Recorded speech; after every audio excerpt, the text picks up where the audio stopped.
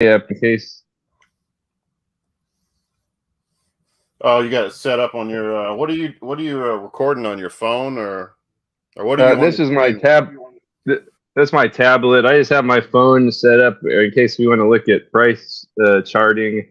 Oh no, I got it set up. I'm gonna share But screen. oh, So right on, right on. I got that Excellent, all figured out now how to do that. So we'll be good on that. excellent. All right, welcome to another stream. This is PWM with DVDs, Nuts and Popcorn podcast, aka Tight White's little bro. I'm riding with Tight White, the other way. We got Ty Lord, the professor of video gaming here, the professor of fighting games, the professor of what else? Gay RPGs. No, I'm just playing. Yeah, yeah. No, I'm just in school for that, or Oh yeah, you're schooling yourself. I'm going to college to get my BA in RPGs. I am starting to get into them.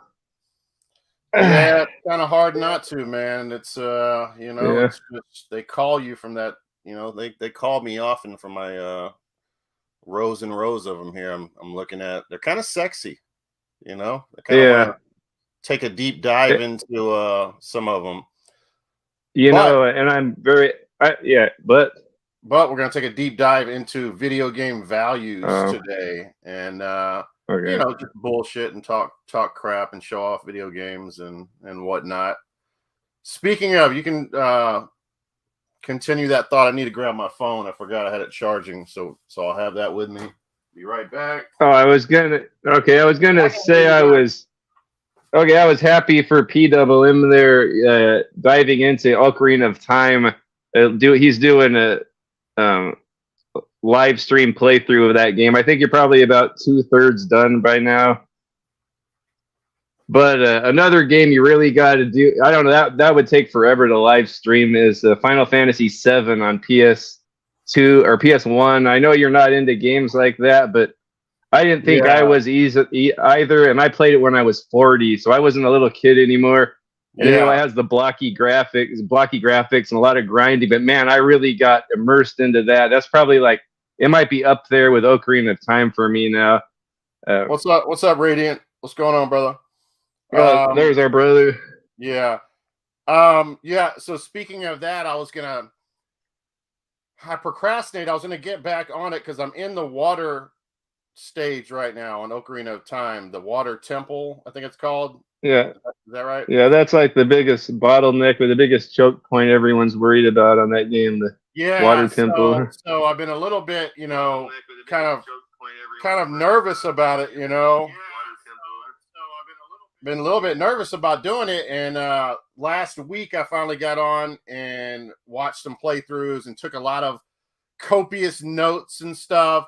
So I had my notes. Well, I had some of my notes prepared, and I was going to continue today with the rest of my notes, but I got lost in where I was at and my notes. I couldn't even figure out where my notes started and left off, and what video to watch to continue to find out how to beat it. I was all confused, so I say, you know what, I'm not going to play. I'll have to deal with it tomorrow. But I would like to get through that water temple, man, and because I know after that it's probably a little bit more smooth sailing after that part. Yeah. So, I don't know. All I remember is I had to use the guide on that part, so I can see you would probably need a visual aid or a YouTuber upload to get through that in this day and age. Yeah, what I do is I watch a playthrough of it, and I'll just try to follow the playthrough the best I can. I take notes and stuff. So yeah. Let me bring the I'll put the comments up there. All right, so I figure we'd get started. Since you're such a big James Bond fan, hopefully I didn't miss anything, and you can tell me. Okay, I got them all here. In case you missed some, I got them all here. If I missed anything from the 6th generation, okay. Well, I don't know. Did the GameCube have any exclusives? No, but just the same ones. No, it was just the same games that came out on PS2 and Xbox. Although PS2 did have one exclusive Bond game that wasn't on the other ones. All right, so I got on the Xbox original here, 007 Nightfire. Yeah, excellent. I got my PS2 right here. I have it on all 3 consoles. What's your thoughts on this game? Oh, um, my bad. Look, oh, this is I got it on PS2 yeah, as well. excellent. Yeah, yeah. Oh, this is fantastic. I think it's the GoldenEye is everyone's favorite on N64, but I think this one just builds upon and improves that. I'm not really in. I'm more into third-person shooters, but I think most people agree this is probably the pinnacle of the first-person Bond games. Like if you put all your nostalgia aside for GoldenEye, this one might be there up at top. Really? Yeah. So this might be the best 6th generation Bond game. It's not my favorite, but it's hard to argue that this one's not the best. Okay. All right. Yeah, man. Because I've only played a little bit of some of the 6th generation Bond games, and they all seem like they're pretty badass. Oh yeah, yeah, yeah. Every single one of them were. And then there was one before that. Go ahead. I'm sorry. Go ahead.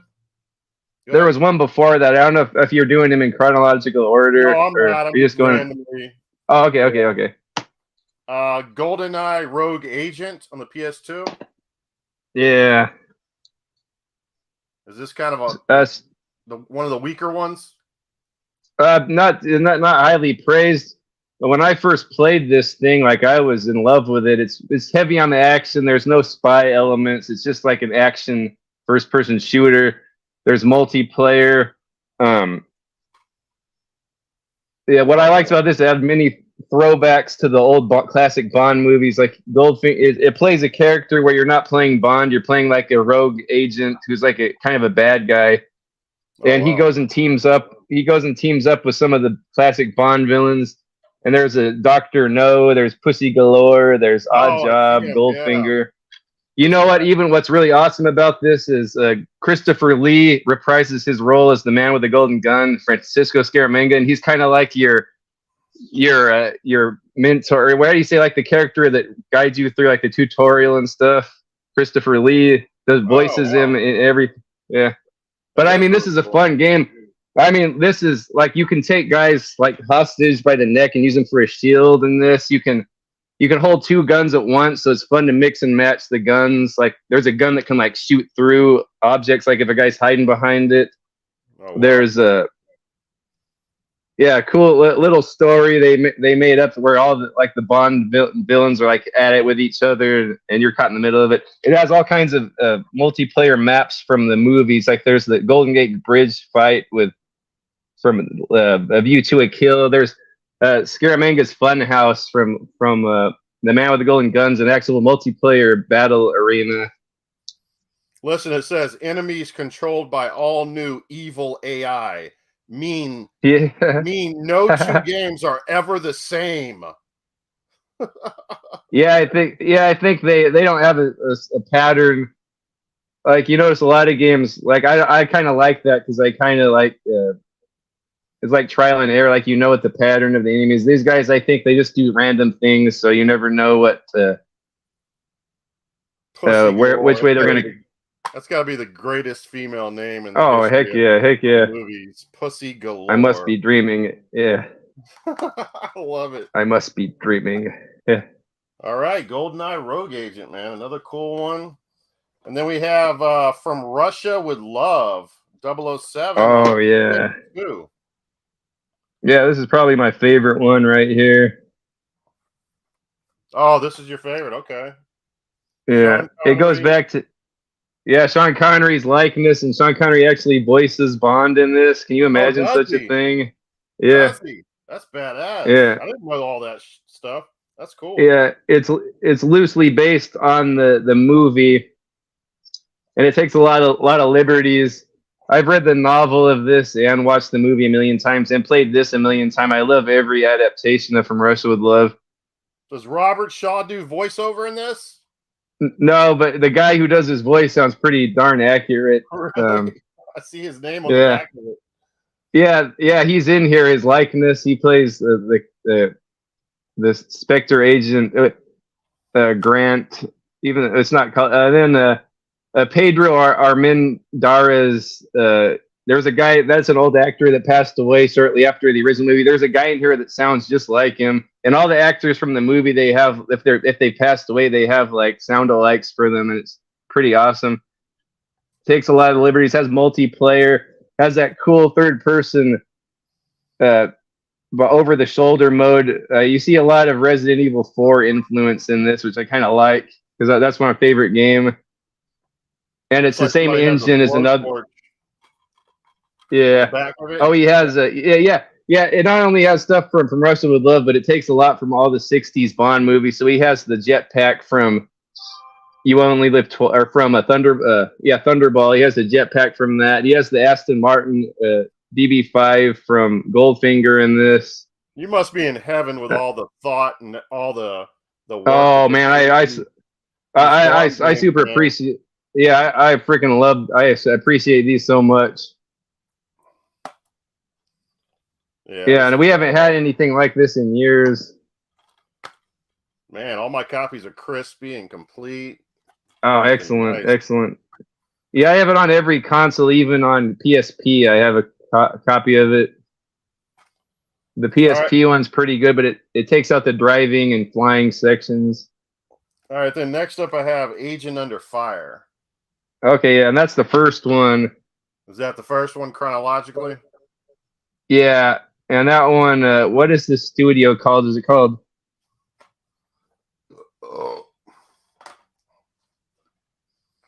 I know Euro Games did this one.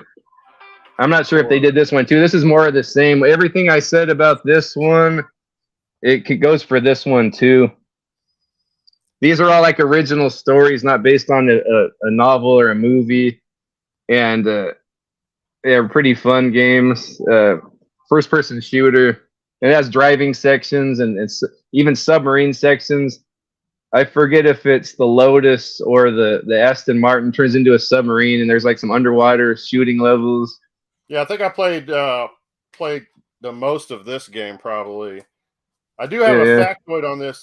This came out in the GameCube and the Xbox the following year, so PS2 had it. Oh, really? It wasn't. Oh, wow! First, or it was the first one to come out with it. Yeah, I didn't realize that. You know how I know that? Because it says it right there. Oh, excellent! Yeah, my PS2 notes, excellent. My collection. Yeah, videos. Also, I forgot what I was going to say about this.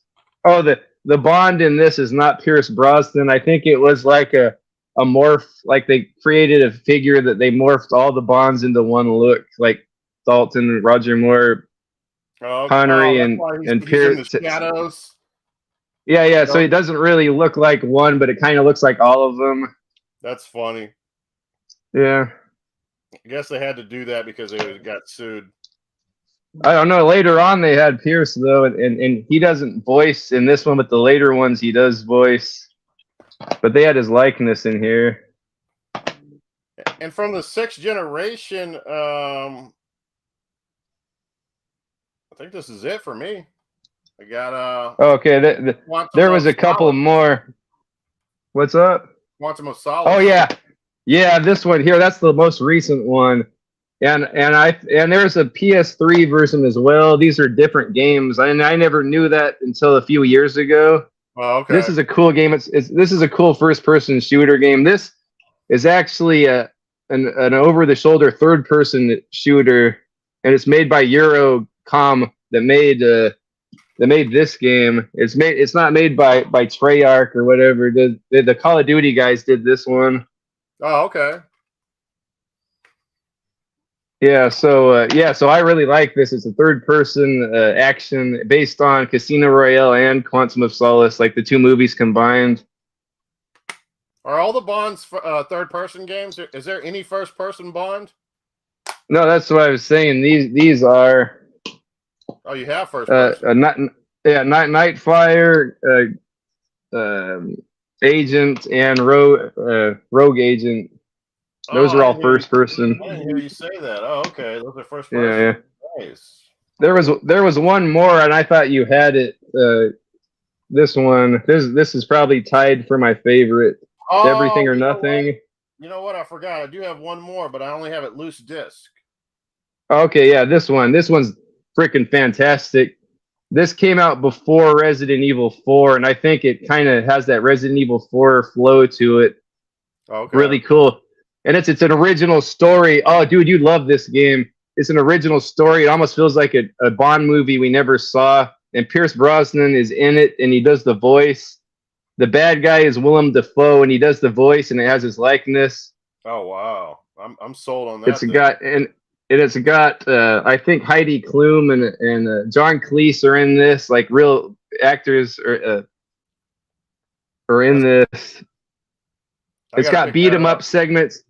Yeah, it's got racing segments. It's got beat 'em up segments. It's really good. This disc is in pretty good shape. I just need to buy the case. Yeah, it even has a co-op mode where you play different agents, and it's way before like Gears of War or Resident Evil 5, but it kind of has that Resident Evil 5 or Gears of War because it's like a co-op third-person adventure on the side. Like, it's not the main story. Okay. Yeah. So what am I missing from the 6th generation? Anything? You got all of them. You just don't have this one in case. Yeah, I need to buy the case for that. Actually, and I just gave one to my buddy too. I had an extra one. Oh, that's cool. I'm sure they're a dime a dozen. They're not. Yeah, they are. Yeah, they are. So you're not gonna make any money off of those. Now I'm sure I have a lot. I have other ones probably. I don't know how many were released on the PS1, but I didn't have a chance to go through. Yeah, that one. There was maybe 3 or 4 on there.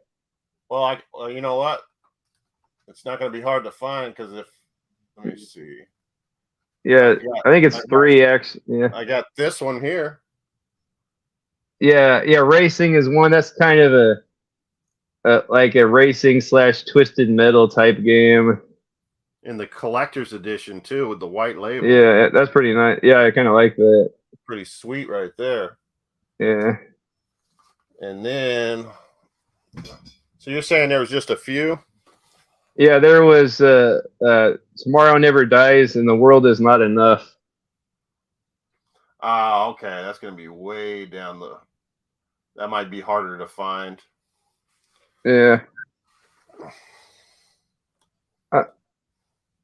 I'm sure I have it. Yeah, they're pretty common. I'm sure you got them. Yeah, there's so many T's though. Oh, here you go. So Tomorrow Never Dies. Ty-Lord. So yeah, there you go. Yeah, that's a good one. Right there. And then you said The World is what? The World Is Not Enough.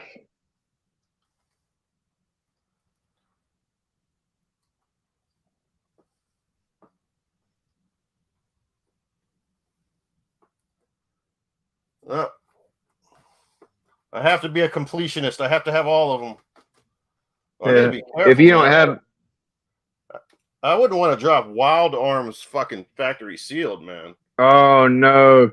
Yeah, just to pull out the World Is Not Enough trash. I almost did that. Right here, baby. Yeah, there it is. Yeah, it's a different version from the N64 version. Oh, is it? Yeah. All right, so that's all the Bond stuff.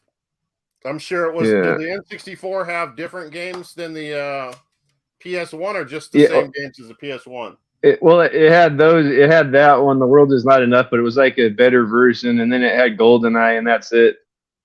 Oh, that's right, GoldenEye. I forgot about GoldenEye. Okay. Yeah. We weren't going to get into PS3, but PS3 had Quantum of Solace again, and it had these two came out the exact same time. GoldenEye Reloaded, or whatever it is, yeah, which is like a remake of GoldenEye, and then Bloodstone, which is a pretty good, like another original story, a third-person shooter, and then 007 Legends, which got a lot of hate, and it's a first-person shooter, but I kind of liked it because it covered a lot of my old favorite classic movies. Did the James Bond games cover every actor, every Bond? Not on the that generation. I know for like Commodore 64, there was some Roger Moore era games, Okay. and I know Sega Genesis had one with Timothy Dalton on the cover. That's what I was going to ask. Yeah, And Timothy Dalton had one. Yeah, that's cool. yeah. But I don't think George Lazenby hasn't had one, unfortunately.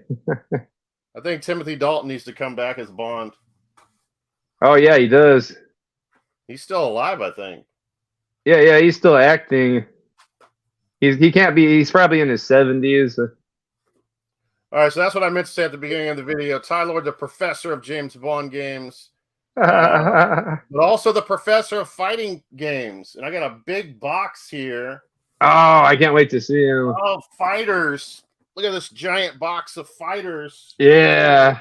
And we're going to get Ty-Lord's opinion because I am not the professor of fighting games. Although I kind of every once in a while get the urge to want to play them, you know? Okay, yeah, because I never talked to him with you because I thought you didn't like them. This is the only Sega Saturn game I'm going to show off.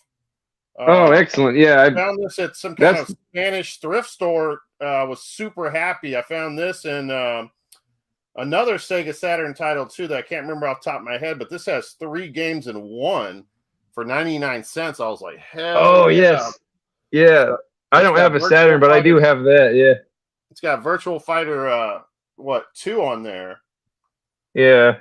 And, you know, all I know about the virtual games is they were like groundbreaking for when they came out. Yeah. There's nothing like it at that was time. No, that's like the grandfather of all like 3D fighting games. Even like Tekken copied it. All of those games were home runs, though. Every single one of them was a tremendous game, you know. Virtual Cop, fucking Daytona USA. Oh, heck yeah. So badass. So what do you think about Virtual Fighter 2? Are you a big fan of it? To be honest, I haven't put much time into it. I played Virtual Fighter 1 and 3 and 4 and 5 a lot, but and I actually have a copy of it. My buddy Dave gave me a nice copy of like a Virtual Fighter 2 on Saturn, and I don't have a Saturn, but I just have like up on my shelf. Oh wow! But I mean cool. It's very simple but intricate. Like, oh, go ahead. I don't remember opening it up too many times. It even comes with the sleeves. Virtual. Yeah. This is the not for resale. Watch this be worth a bunch of money. I don't even know about it. Yeah. And then it's got playable. What is this? A bootleg sample disc. Oh, excellent. It says bootleg sampler. That's all it says on it. I wonder what's on that. Look at this. It has 2 more. Yeah, see, it has all the sleeves for everything in there. It's fucking badass. Yeah, excellent. Oh man.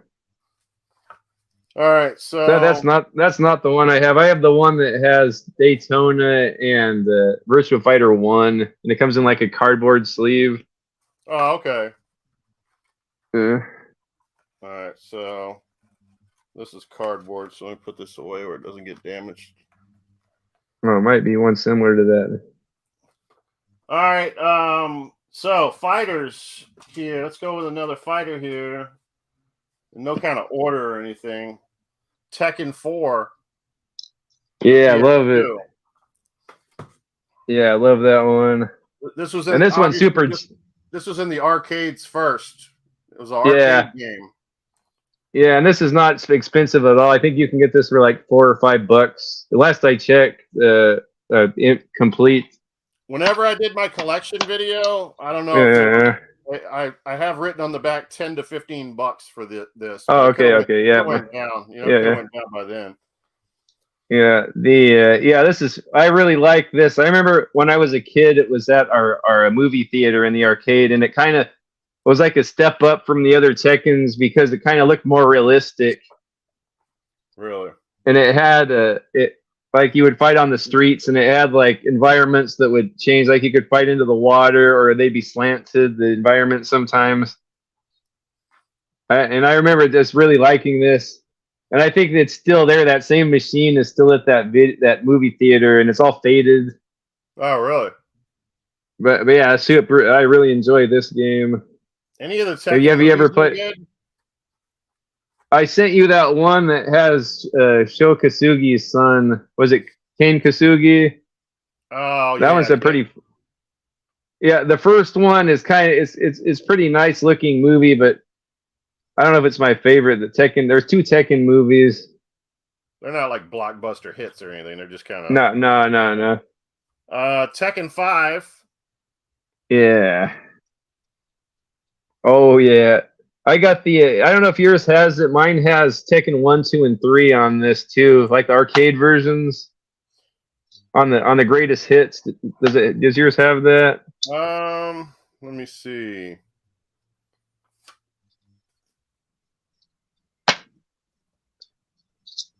Does it mention it on the back of yours? Actually, it doesn't. Yeah, I don't see it on here. It doesn't say anything. Yeah, I think it's always on there though. What are you saying's on there? Tekken 2 and 3? The 1, 2, and 3. Really? Well, I don't know. Maybe I got rid of my copy that had this. I hope it's on there. That'd be pretty badass. Yeah, because it doesn't say on here. I might have given away my other copy that I think they're all on here though. Well, whenever I made my PS2 video, this was like a $20 game. Yeah. Getting nothing but phone calls. Oh, you know what? Yeah, there's a mode on there called Arcade History. There's a mode on it called Arcade History, and you can play arcade versions of Tekken 1, 2, and 3. So man, and I got this thing for like $3 at Rasputin's. So that's like a hell of a bang for Tekken 5.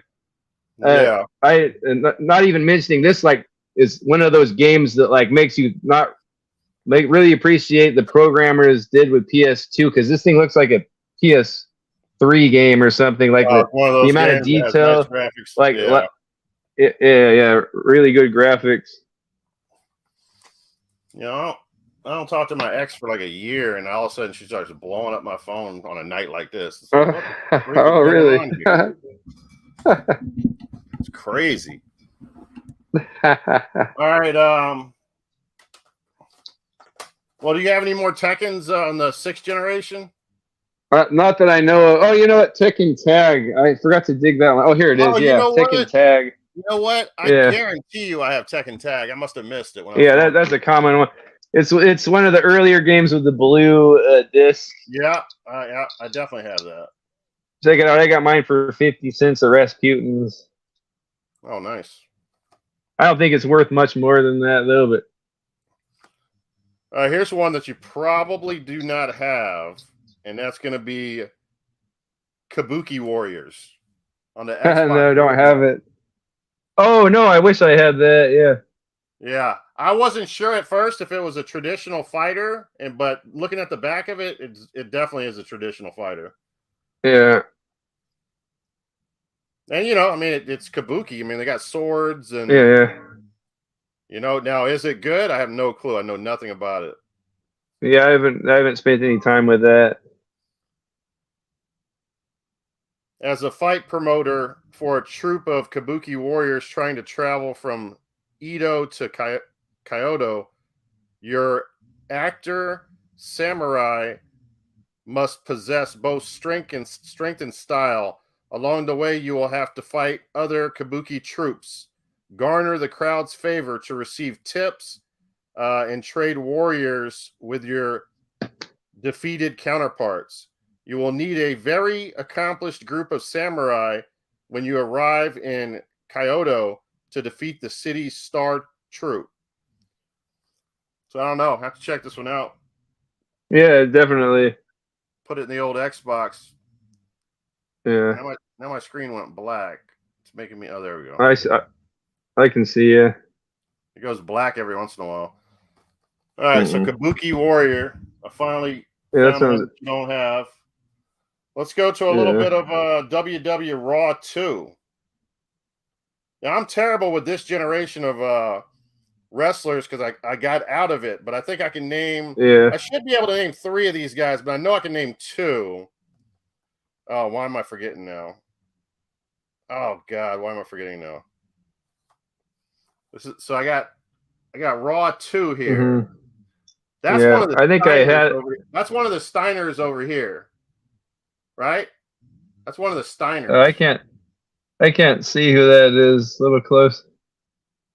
The Steiners. He has glasses on. Who's that? Oh yeah, that's Scott Steiner. Yeah. Yeah. See, Yeah, that's I Scott. recognize Yeah. him because he's kind of an old school fighter. And then why can't I think of his name? I thought of him earlier. I was like looking at these and I was like, okay, this is I can't think of his name, the middle guy. Goldberg. Goldberg. God dang it. Yeah. And then the other guy I can't think of at all. Is that Triple H? Yeah, Triple H. I should have, he's not my generation. I never watched him wrestle. Yeah, he was. That's kind of garbage. I mean, I don't know. Mario agrees with me. That one's not that good, and I don't know why. Like Xbox should have had the best wrestling games. Yeah, but I think I never played any of that crap on. Oh, you know what? I only like Def Jam games on that generation for wrestling. Don't worry, we'll get to those. Yeah. All right, we might as well go with another wrestling game. This is a game that was always worth money, and it continued to go up in value. Oh, excellent! I did a PS2 video. This game was all the way up to like $40-$50, which is crazy. SmackDown. Oh yeah. One of those games that just like I said, like value. Yeah. And by the way, this is exclusive for the PS2. Oh yeah, it is. Yeah, all those games. I think everyone. Like I said, I never played the WWF games of that generation, but I think everyone prefers those, the PS2 games, the exclusives. Now, I imagine this is a good game because I hear a lot about it. Yeah. Gesundheit. And I know who that is. That's Brock Lesnar. Yeah, he's still around, and he was an MMA guy, too. Yep. All right. Going to some more traditional fighters here. World Heroes Anthology on the PS2. Oh yeah, I love it. I'm so happy this was released on PS2.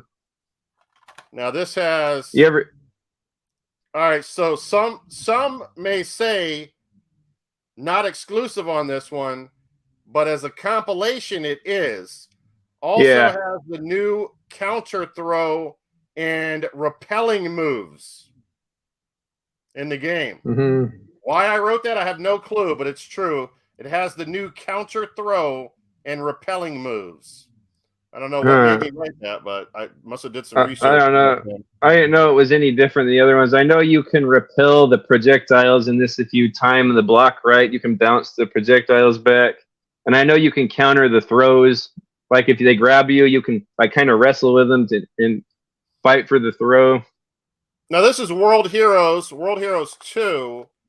Is it World Heroes 3 and 4? Is that what it is? It's just like different. They quit numbering them. There was World Heroes 2 Jet, which was like a super version of World Hero, like it's like extended version of. Yeah. And then World Heroes Perfect's a brand new game, but it wasn't called 3. You wanted the greatest fighters of all time. You got them in World Heroes Anthology. 4 complete games on 1 disc. Yeah. That's pretty impressive. I love this. Man, I don't know if are you familiar with the story behind what this is about? No, not too familiar with the whole story. Okay, so it's pretty much just like a Street Fighter ripoff, one of those SNK, the Neo Geo cab. They had so many Street Fighter ripoffs. This one's probably one of my favorites. It's pretty much just a reskinning of Street Fighter. Only the fighters are based on historical figures or fighters from the different time eras, and there's like a time machine that goes and takes you to fight all these different fighters from different eras. Oh wow! So there's like a Genghis Khan and a Rasputin and a Joan of Arc you fight, and there's like a Hulk Hogan, And even there's a Hitori Hanzo, the samurai. You fight him. I was really hoping they would cross over into Street Fighter, or no? I don't think they ever did. I don't even think they even made it to King of Fighters, which I'm surprised. Okay. But I know there was a game called Neo Geo Battle Coliseum, and I forgot to get it out. I have it over here. But that's like a compilation of all the Neo Geo fighting games, and some of the guys from this are in there. Keep going. I might see if I have that over here. Yeah, that sounds familiar. I think I have that Neo Geo as well.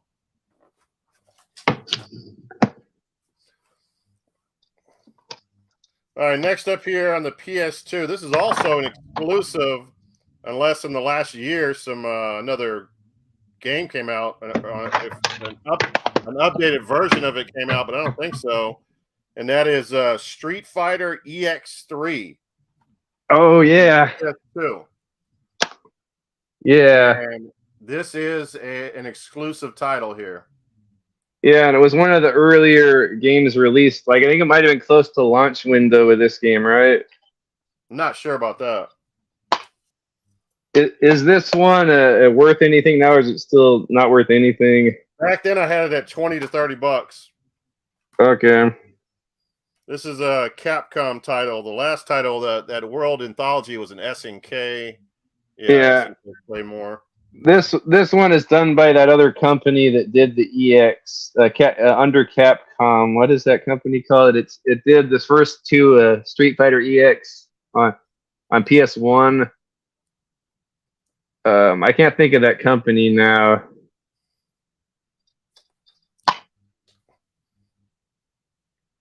Tecmo? No, it's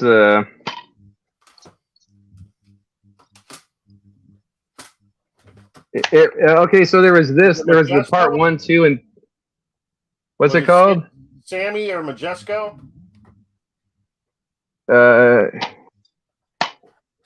It might have been. Oh wait! I know this. You one up me, man. I gotta pull this one out. I forgot to show it off. Tekken Tag, baby. Oh, excellent! Yeah. I do have that. This one says arcade first. PS2 launch title. This is a PS2 launch title. Yeah. Oh, yeah, that was. Yeah, it has that blue disc, like a lot of the early launch titles. Remastered edition came out on the PS3 of this. Oh, yeah, this one's blue. Okay, yeah. I remember this was very early because one of my buddies, I didn't have a PS2 for a while, and one of my buddies got one right away, and he had this game. And it's a 3D Street Fighter, which is kind of weird. And you could have multiple guys on screen at once, I remember, which is very unusual for Street Fighter. Like, you could have, like, 3 or 4 guys fighting at once. Oh, yeah. I see that. But, yeah, I think I spent more time on the first 2 games than this one. All right, here's that Battle Coliseum. Oh, okay, yeah. I don't have... Oh, maybe Neo Geo Battle. Maybe I don't have that one. Yeah, that's got like fighters from a bunch of different Neo Geos. I'm jelly now. I'm peanut butter. All right, I got a Xbox original, only on Xbox here. Dead or Alive Ultimate in the big box. Oh yeah, I have that one. Yeah, that's got a remake, a remaster of Dead or Alive 1 and Dead or Alive 2, right? Let me show these off real quick. Dead or Alive 2. Yeah, there we go. And then Dead or Alive 1 Ultimate. Yeah. And those are highly inspired. Yeah, those are highly inspired by the Virtua Fighter. Oh, okay, that makes sense. And then, of course, we have the volleyball games where the girls are half naked. Yeah. With all the boobies, yeah, and all that stuff, you know. Yeah, This is Tecmo. So a cool thing about this is Ryu Hayabusa from Ninja Gaiden shows up in these as a fighter. Oh, yeah, because that's a Tecmo game. I did hear about that. Yeah. Oh, this is the PS2 one. I have that one, but it's up on the shelf, and I don't want to go dig for. Oh, the Xbox has much better boob physics, Tylord. You got to. Oh yeah, hell yeah, yeah. No, it does. Yeah. No, it looks. That's one of those games that like really put. I don't know if it pushes the Xbox, but that's one of the ones that like you can actually tell the Xbox is a lot more powerful than PS2. Now this one's factory sealed, so there might be a glare because I got my protective plastic here. But this is Guilty Gear X2 on the original Xbox. Oh, excellent. That might be worth something, right? Oh, I'm sure it is. Especially I don't have that. I never really got into the Guilty Gears, but I hear those are pretty fantastic. Take it online for the first time ever. Guilty Gear X2 Reloaded lets you battle online with head-to-head Xbox Live support. Over 20 combatants, including hidden and EX characters. Uh-oh. EX characters, baby. Oh, Sandy excellent. and Modesto. Huh. The partnership that changed the landscape of video games forever. It says 9 out of 10. Game of the month, September 2004. A-. Prepare to get blown away. How dare they give this an A-? How dare they? I know. All right, not your traditional. Again, this is going to be a little bit of a glare because it's factory sealed and I got it protected in my protective case here. But we have Backyard Wrestling. Don't try this at home. Jumping off of trailer park onto fiery picnic tables and barbecue pits. Starring Retro T-Bone. From rooftops to escalators, nothing is off limits. Yeah, exactly. I never played that. Is that like a Tony Hawk of wrestling game? Like you taking the skating to the street, but you're like fighting on the street. Oh, you never played this one? How is it? There's like 2 of them. I've never played it, but looking at the back of it, it's like you've seen those like videos of people that the kids actually would do that. They wrestled in their backyard and they would set like picnic tables on fire and slam you on a picnic table. You ever see those before, those videos? It's pretty crazy. That's what this is. It's just like raw, unadulterated, like just dangerous shit in the backyard. Literally jumping off of fucking trailer park roofs and slamming people. I don't know. I don't know if this is good or not. I know if I ever one of the games had the Insane Clown Posse was part of the wrestlers. Are they in that? Not in this one. I think they're in the other one. Yeah, okay. In the other one. There's 2 of them. Okay, I haven't played the. I don't know what made me think of it, but have you seen those new wrestler guys? They're kind of like backyard wrestlers, but they go inside of subway trains as the subway's going, and they have matches with people all around them in that little tiny space. And no. Have you seen this? No, I haven't seen that. It's crazy, man. Okay. UFC Sudden Impact. The PS2. These games got very popular. I think once they hit the PS3, people used to play the shit out of those. Are they any good? I don't know. They never fighter guy, so I haven't really spent a lot of time playing a lot of this stuff, you know. So I don't know. Yeah. This is still an exclusive for the PS2, though. Yeah. Is that Phil Baroni on there? You got Chuck Liddell, Tito Ortiz in here. That does look like Phil Barone. Let's see. Ken Shamrock, Tim Ortiz, Chuck Liddell, Matt Hughes, Gary Goodridge. I'm not seeing the guy you mentioned, though. Phil Baroni.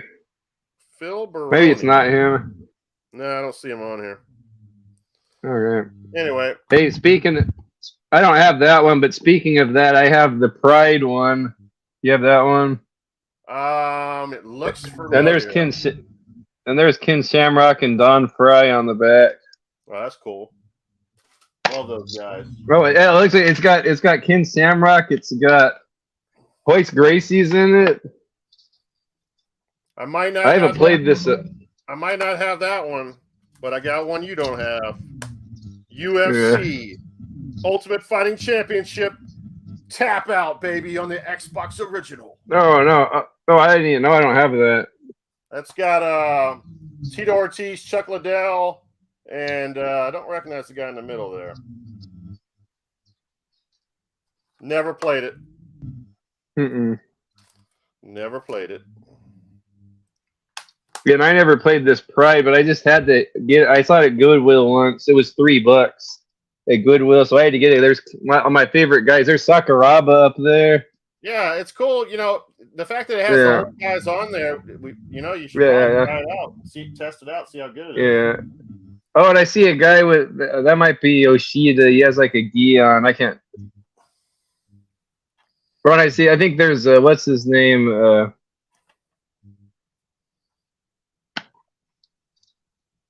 Yeah. Anyway, there's Pride there.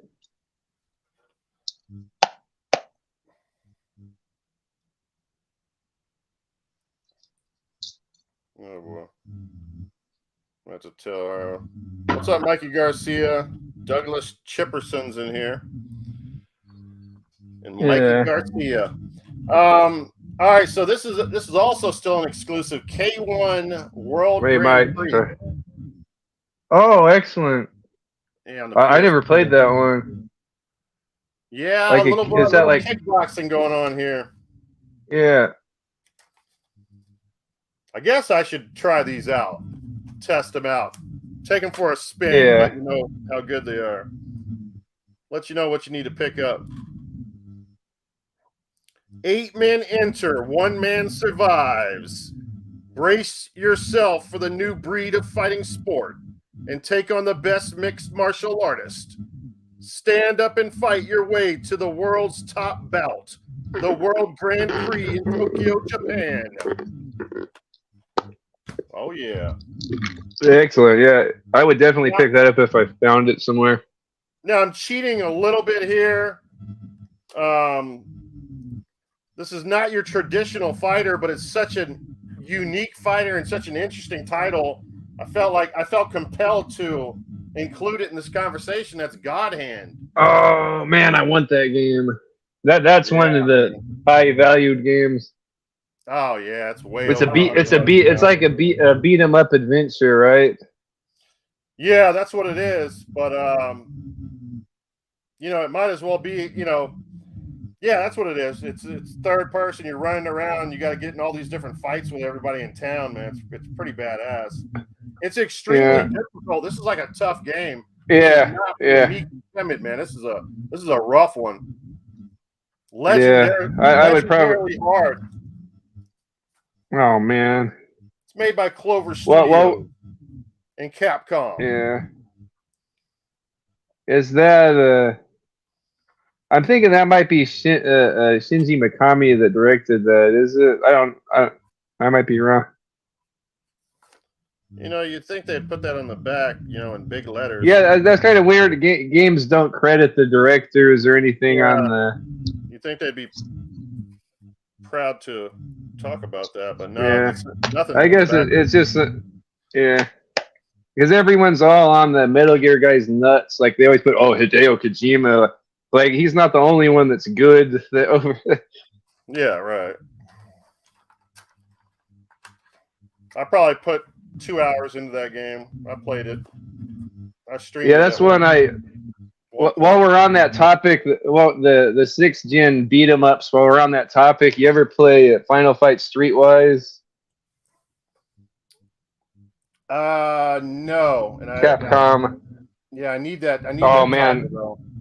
Oh, this is if I find the Xbox version, I'll give you this because I kind of want the Xbox version. But this is this was like a religious experience. This is like right up my alley. It's like one of those 90s street fight martial art movies combined with a zombie movie. Oh, wow. And it's like kind of open world beat 'em up adventure game. Well, that sounds badass. Yeah, I love this game. Like everyone talks shit about it. Like I guess because everyone likes the old classic Final Fights, and this is not really anything like it. But I mean, I freaking love this, and it has the characters from the old, like Hagar, the big wrestler cop or mayor, is in here, and Guy and Cody, and a bunch of characters come back in this from the old game. Yeah, I really recommend that one. Hey, and then I never Sleepy? played. What's up, man? Shout out to Asian Sleepy. Oh, what's Asian Sleepy? Yeah, what's going on, buddy? I always watch him. And Mike Garcia's here too, our boy. Yeah, definitely. Oh, you know what? And then I don't know. Wait a second. I do have. Is this the one that you showed off? The Pride. Oh yeah, you got it. Yeah. Yeah, Pride FC. Yeah, I do. Yeah, that's it. Yeah, we got to try that out. Okay, cool. Yeah. And then what about as far as beat 'em ups? I never played this one with Jet Li. Have you ever tried? I just got it because it was $4 at this Rise of Honor. No, I've never tried that one. I think I have it loose. Okay.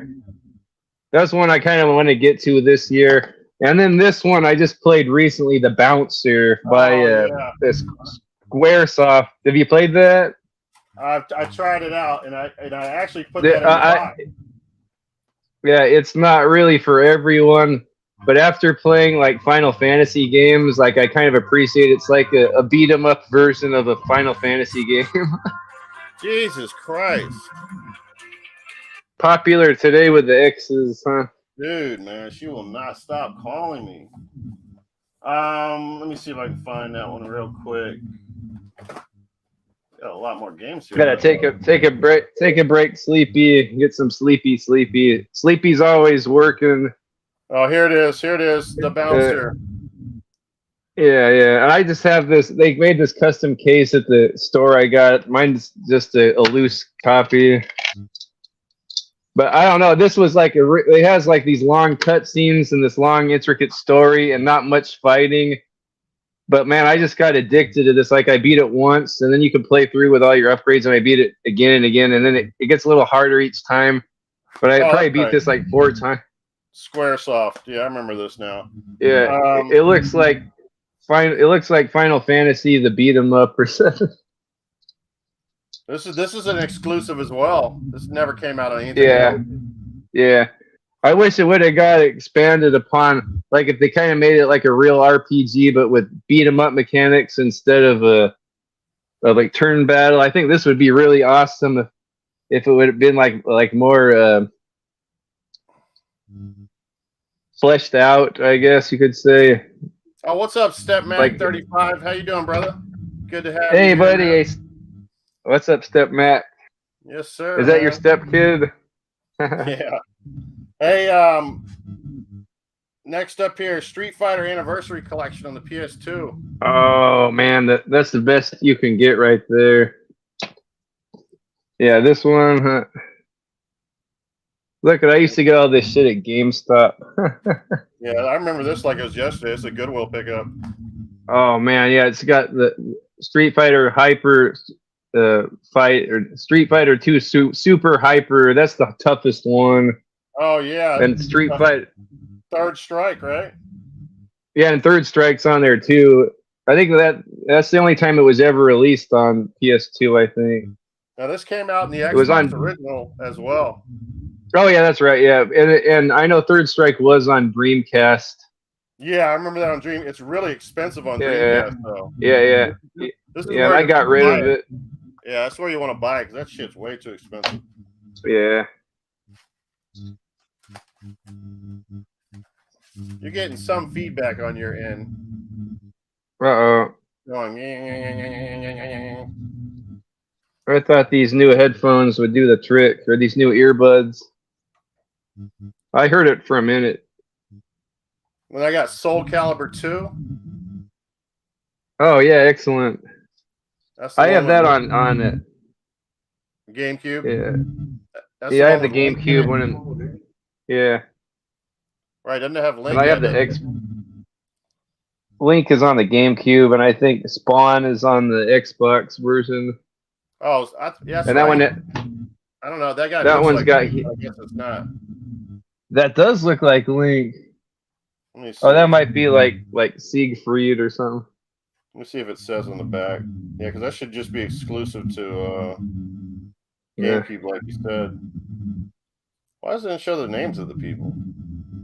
I know Hihachi from Tekken was the guest on that one. All right, well. All right. Oh, you know what? Let me see. What was that Guilty Gear that I showed off? Oh, that was Guilty Gear X2 Reloaded, I believe. This is Guilty Gear X2. I have an open copy of the regular version of it. Oh, excellent, excellent. Excellent. Doing great, Step Mac. How you doing?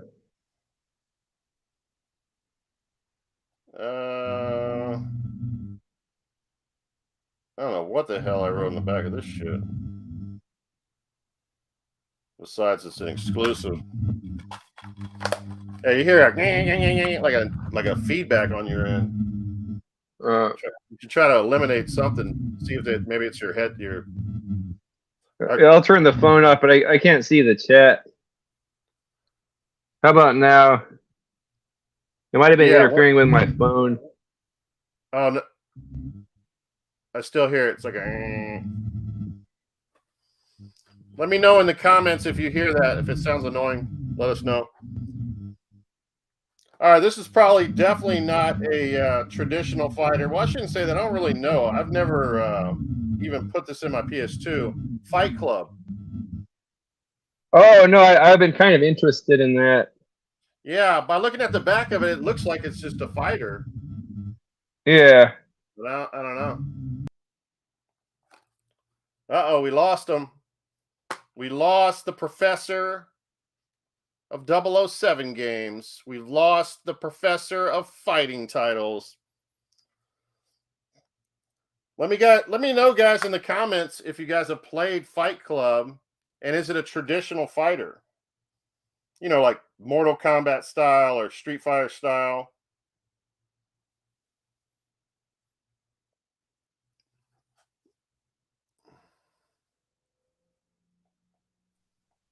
There you go. We lost you there.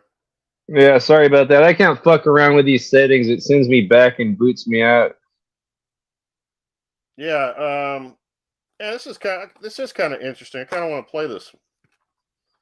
Yeah. Fight Club. I wonder if it has any. Yeah, me too. Over. Probably not. Yeah.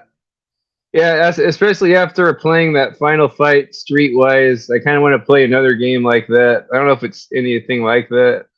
Do you ever do this? Like, do something like watch Fight Club movie and then throw the game right in and play? Yeah, I do. Yeah. Yeah, it's kind of a shame. 007 games and stuff like that. Yeah.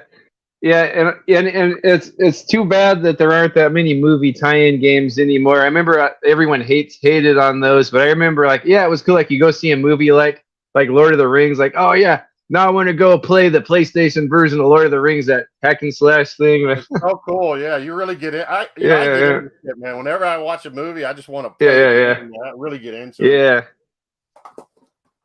If you want to show another title off, man, I'm gonna go grab a beer, and then if you need to go grab a beer, okay. I gotta take mine. Oh, actually, I might go. Okay, I'll share something. When you get back, I'll go get my beer.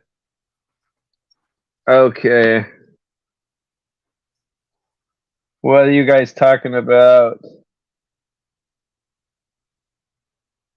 Doing pretty good, Step Back. Mike Garcia says the feedback wasn't that bad, so I'm not going to change anything.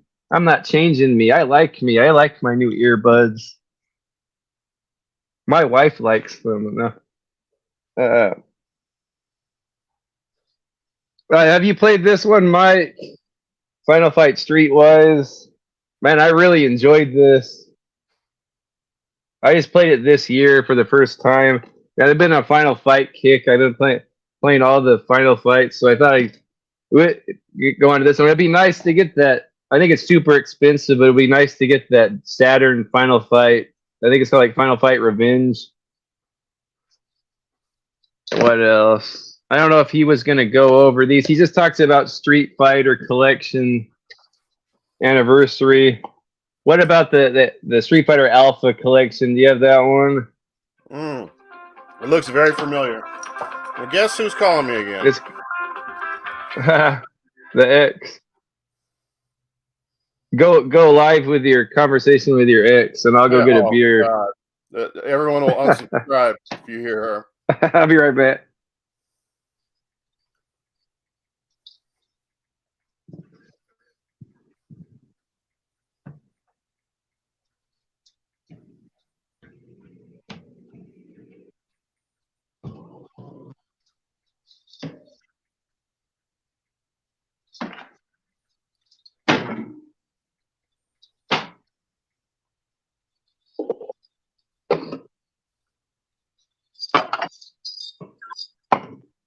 I told her, I said, I'm literally doing a live podcast on YouTube. Stop fucking calling me.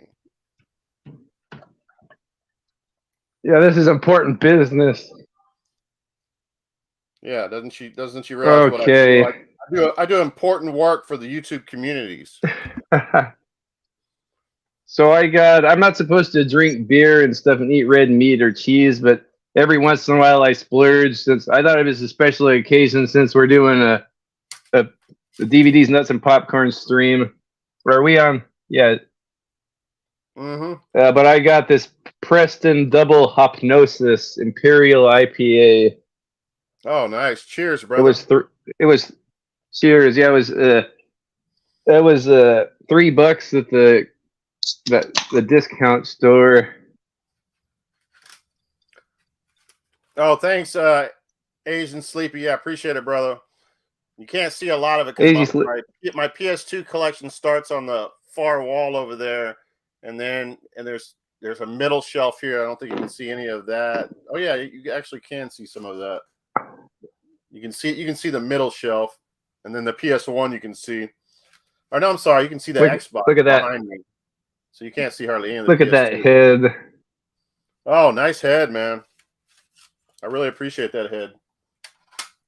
There's Masters of All Media Prestwood.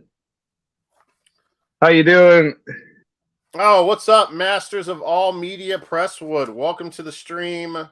We are talking about video games, and we're going to get into video game values in a little bit here. And to answer the question that everyone is asking themselves, is the market about to crash in 2023? Is it finally going to burst the bubble, the video game bubble? All right, next up here, I got Dead on Arrival. No, not Dead on Arrival. What am I saying? DOA 2 Hardcore. I don't know why I always think Dead on Arrival. Yeah, me too. I think you gave me this. Yeah, I think you gave me this. I remember you sent me a package with a bunch of PS2 games before, and that was in there. Now, in case you do not know, this is actually an enhanced edition of the Dreamcast port. Yeah. But the Xbox, yeah, the Xbox one's even more enhanced though. And this is a Tecmo title. I guess Tecmo did all the Dead or Alive stuff. Yeah. Oh, this stack's getting too high. It's gonna fall. Next up, one of your nieces just. Huh? Fatal Fury. Oh, Prestwood. Oh, Fatal yes. Fury, Battle Archives Volume 1 SNK. Yeah. Oh man, this is my favorite series right here. Is it? It's just another Street Fighter ripoff, but I just really love it. Listen, guys, this has Fatal Fury, Fatal Fury 2, Fatal Fury Special, and Fatal Fury 3. 4 complete Fatal Fury games in one disc. And you can have this for just $15 to $20, I think. I don't know. Yeah, great deal, yeah. I probably like digital copies are probably no less than that. Oh, well, congratulations to your niece for graduating. Yeah. That's a big deal. My nephew just graduated from the University of Houston, so we're all proud of him. Oh, excellent. My 6-year-old just graduated kindergarten yesterday. Oh, that's not a big deal. Yeah. No, that's a big deal too. All right. So I already showed you the PS2 version. Now we have Xbox Soul Calibur 2. Yeah, that's And probably remember, the when you cleanest get looking one. these games, they all have different fighters in them, right? Like this shows different people on the cover for sure. I'm Yeah, thinking that yeah, each one at that, least has one or yeah, two different yeah. players. Each one has one unique character. Well, that one has Spawn. So that's okay. Spawn's the unique character. Yeah, on the Yeah, Xbox one. Okay. yeah, I think that's pretty badass. Or excuse my language. Bad. yeah. Oh yeah, I like it. Yeah, it was kind of like a yeah. I can say well, whatever. All right. All right. I'm gonna make a new stack here. I didn't realize I was showing off so many games here. All right. Next up here we have what is this? SNK versus Capcom. SVC. Oh Chaos. yeah, yeah. I have that one. That one's I love that. That was actually a Neo G. Yeah, that's a sexy one. That's actually a Neo Geo game, one of the later ones, like the arcade cabinet. Oh yeah, And that actually had it was cool, kind of so surreal that it has Street Fighter characters on a Neo Geo cabinet. Yeah, so like Ken and Ryu and yeah, M Bison and all the Street Fighter characters are in it. Very sexy, very sexy. Yeah. Oh shit. Oh wow, so I have the Guilty Gear X2 Reload, then I have the regular version. Well, I have the Reload sealed, and I have this version. Oh, Another excellent. Reload. Oh, right. That's a nice looking. So I got two copies. Was that one sealed? Oh. The other one was sealed. This one's open, so I can play this one. Oh. I don't know the difference between the Reload and the regular version. I have both. Yeah, I don't know any. I'm not into Guilty Gears, but I hear they're fantastic. What about speaking of Fatal Fury? What about Art of Fighting anthology? You have that one? Another SNK. I might. I'm not sure. And that's tied into the Fatal Fury games. It's kind of like the same series. Oh, okay. It has the 3 arcade games. These are tough, especially this one right here. That's like the toughest fighting game I ever played. And I don't think that one's worth much more than that $13 I spent on it. Yeah, we'll be talking about Wii U games a little bit later. Oh, excellent. When it comes to value and stuff. All right, so I got and we got John 98 here, Ultimate Match, another SNK game. And this came out on the Neo Geo. Yeah. And this right here, a couple of years ago, this is like a $45, $50 game. So I don't know, it's probably still worth a lot. Oh yeah. I might have that on Xbox. I know I those all blur together for me because there's so many of them. We got Dead or Alive 3. Yeah, a good one. The OG Xbox. Yeah. I think that was one of the early. Yeah. I think I accidentally put this in here. This is not a fighting game. Yeah. Yeah. With the boob physics going on. Yeah.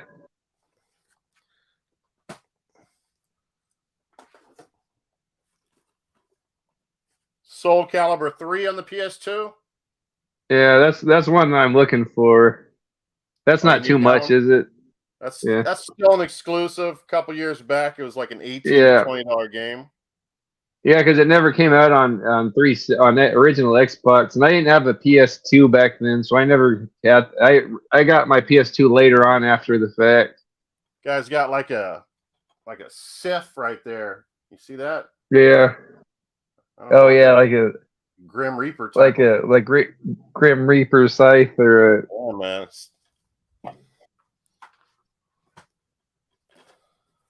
All right. Here's a title that you might not have. I had to do some research to make sure that this was a traditional fighter, and it was Seven Samurai. Oh, And this is no, I don't have that one. This is still an exclusive for the PS2. You can use swords and all that good stuff. So is that like a one-on-one fighter, or is it like a beat 'em up, or what is that? yeah, it's like a one-on-one fighter. Oh, cool. Engage in heart-pounding melee combat. Use a variety of samurai fight styles and moves. Oh, excellent.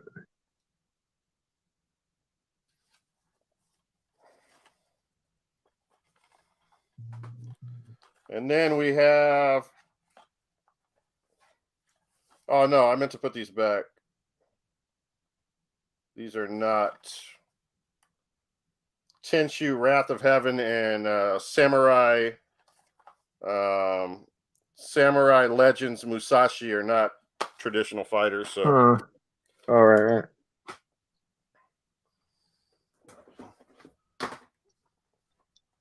All right, Master of Bushido, Kingo. PS2, another sword fighter. Yeah. I haven't played that one. Mortal Kombat Armageddon. Oh, excellent. I got this cool little treat 3-pack from Walmart. Oh, that's nice. Yeah. This was like $20 back in the day. That's a great deal of value, don't you think? Oh, that's and it's got Mortal Kombat Armageddon, Mortal Kombat Shaolin Monks, which I never played. It's like a beat 'em up. And I kind of want to play that one this year. And then Deception. That's probably my favorite Mortal Kombat from that era. Oh, excellent. Yeah. Yeah, there's Shaolin Monks. And here's MDK2 Armageddon. Is that a fighting game? I don't know. When I grabbed the Mortal Kombat, I knew that one of them or maybe two of them were not your traditional ones. Yeah. I was going to ask you about that. Yeah, this might be kind of like a campaign type of. Okay, I didn't even know that had anything to do with Mortal Kombat. Yeah, Sleepy. This one like packs the most content into a Mortal Kombat game. This one has like 30 or 40, maybe 50 fighters, and you can make your own fighter. There's a adventure mode. What do you got? Yeah. That's my favorite. You played this one, right, Sleepy? This one has a cool like RPG type mode. Like there's an adventure mode in this one. It's really cool, and it's got the chess game. And it has like a puzzle game. They cram so much content into all those old Mortal Kombat. Oh, Stepmac loves Armageddon. Yeah, Armageddon's awesome. Even this one, I guess it doesn't have a Deadly Alliance on here, but it's got Shaolin Monks. Now you said that one had Armageddon on there, but the first one? It doesn't have Deadly Alliance. It has Shaolin Monks though, which I'm glad because I've been looking for that for Xbox, but I have it on this, so I guess I'm happy. Oh, I thought you said it had Armageddon. Yeah, it's got Armageddon and Deception and Shaolin Monks. So that Armageddon's the first one, and the one I showed off is the second one. MDK Armageddon. Armageddon's the last one. I don't think that other game has anything to do with Mortal Kombat. That's weird. Yeah. You think the MDK stands for something else? Yeah. Yeah, that was like a Dreamcast game. I forget what it stands for. Oh, okay, you know what that is, you guys? I got confused. Okay, you guys. MDK. Yeah. Okay. You guys know. I hear that game is pretty good though. You guys know about MDK? Wasn't that game on the PS1 as well? That MDK game? I think, yeah, and Dreamcast. I think so. Yeah. Asian says he beat Deception. I love Deception. Oh, here you go. I forgot I had this Deadly Alliance. Yeah, that was the first one on PS2. And that, like, when you first saw that, I don't know how it looks now, but when you first saw that after Mortal Kombat 4, that was all blocky and stupid looking, like, that thing looked like so crisp and realistic. I don't know how it looks now, but This came out in the GameCube and the Xbox. Yeah, yeah. This is not. This right here is not. Well, I mean, it's a fighter actually. Yeah, it is a fighter. Celebrity Deathmatch. No, right. Yeah.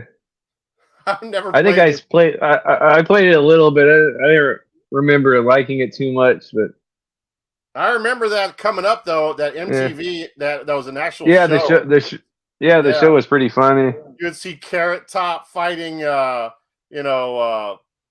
Top fighting Rodman, and like Yeah. crazy as Jerry Springer fighting Mr. T. It was friggin' hilarious.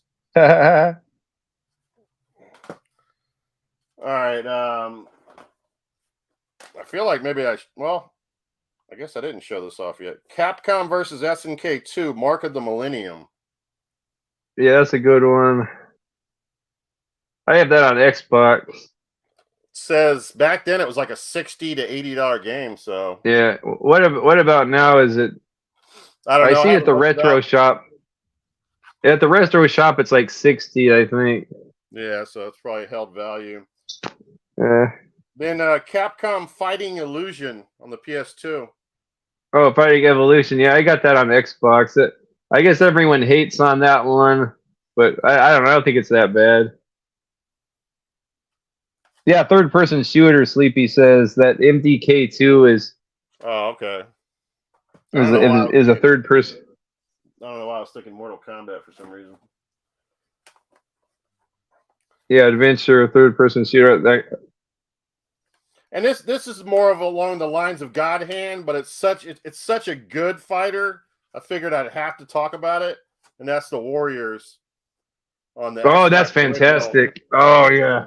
You're doing I got that on Xbox. fighting in this game, man. It's like man, is that like the most faithful like movie adaptation to a game you've ever seen? I think so. It really is. Oh, that's so good. It's almost like how I would want. Oh man, it's so good. And this is the version you want too, that original Xbox, man. Yeah. Yeah, they did. Rockstar did a great job with that. Yeah.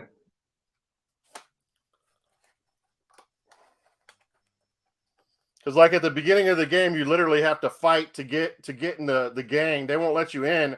Yeah. You fight a bunch of guys. They're like on the rooftops or yelling down at you and stuff, and you got to beat up all these guys. It doesn't even. It starts before the events of the movie. Like the movie doesn't start to like halfway through, huh? Yeah, it's so crazy. Oh shoot! I always forget they have this clear plastic on these things.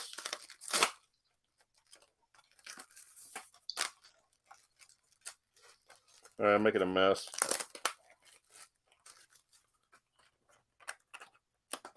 All right, so here's a good one. Marvel versus Capcom 2. I picked this up in the wild a couple of times, maybe even 3 times. Oh yeah, excellent. Oh yeah, that's worth quite a bit. I have that on Xbox. Yeah, man. This is just a cool game to look at, man. Just watch other people play it. Like the graphics are just so cool. Yeah. The animations are badass. Yeah. And you got Incredible Hulk and Spider-Man in it, man. How could you? Yeah, that was like the coolest roster. It even has Jill from Resident Evil in there as a character. Oh, I didn't know that. Wow, that is cool. Yeah.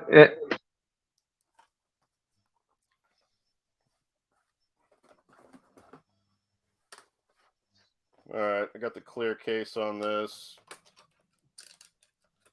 Everybody's favorite. The game that keeps on going up in value. The Black Label Def Jam Fight for New York. Oh, I love it. Yeah, I love it. Oh, that's probably that's probably the best fighting game I think on Xbox or that generation. Have you ever played that? Yeah, I've taken it for a couple spins. Yep. Yeah. It's got a cool little story. It's got a bunch of like celebrities and hip hop artists. Back then, this game was worth 130 to 150. So I wonder what it's worth now. Yeah. Be interesting to check that out. Maybe we should look that up when we're on price charting to see if it's went up or down. Then we have Rocky Legends on the original Xbox. Oh, you know what? I think I have you can fight like Mr. T and Dolph Lundgren. Yeah, you can. I see it back here. I never spent much time on that one. Never played it. And I just got a couple more. Oh, I got some loose stuff here as well. Bloody Roar 3. Okay, yeah. On the PS2. That's one I kind of wanted to get that one. I played the first two, but I never played the third one. Another exclusive. So Oh, okay. I have this Tylord on loose disc, Art of Fighting anthology. Oh, right on, yeah. And then the King of Fighters 2006, I have loose disc. Oh, excellent. I think you have this one too, KOF Impact, the 3D one. It looks familiar. I could have missed it, but I got a lot of. I'm going through like 700 games, so it's hard to. Or it's called Maximum Impact. It sounds like a Van Damme movie, huh? Yeah, it does. And then Mortal Kombat Deadly Alliance. I guess I have an extra copy of that. And then SmackDown versus Raw 2008 ECW. I never played any of those games. Me neither. All right, so that's it for my giant box of fighters from at least the PS2 and Xbox original.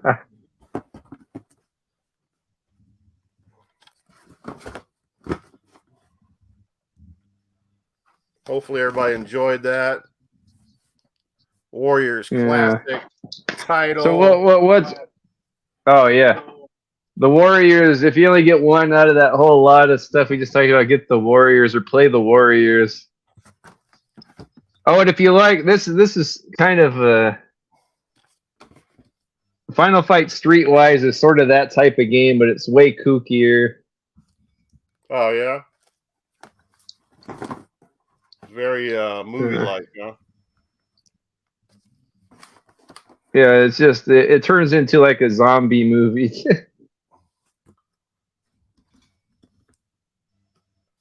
All right, get the stuff out of the way so I don't damage anything. I'm gonna move that out of the way. Oh shoot! I'll be right back. All right. Put that there.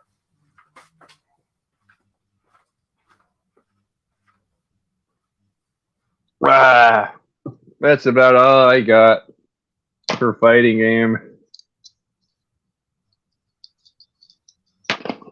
That's just my PS2 fighting games.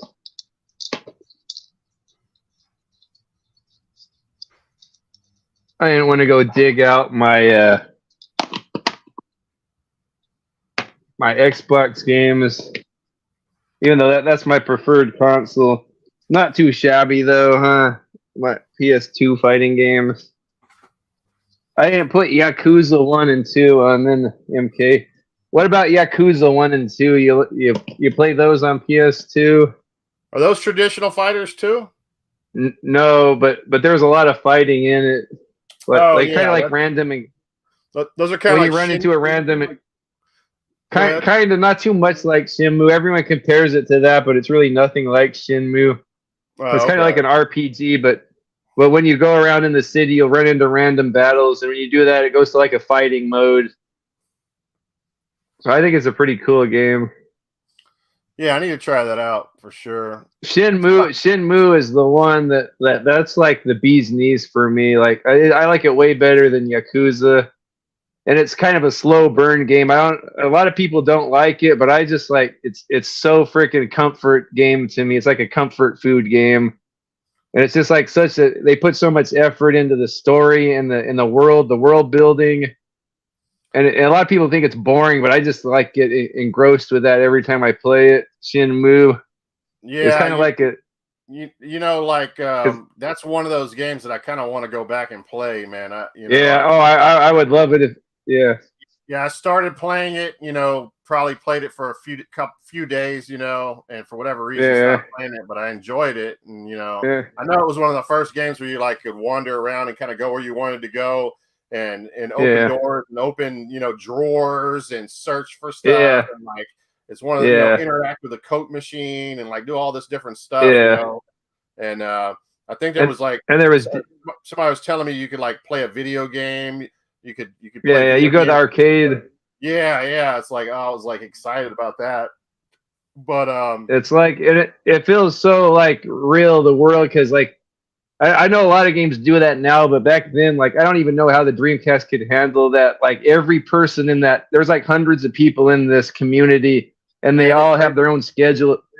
They all get up and go out from their houses. They go to their jobs and they run their shops, and then at the end of the day, they all come back, and there's like day and night cycles. Yeah, it's almost like Sim City a little bit, like it would later become, it's like, or I don't know if Sim City was before, but it's almost like, I'm sure, like Animal Crossing or what, like, something like that. More of a realistic,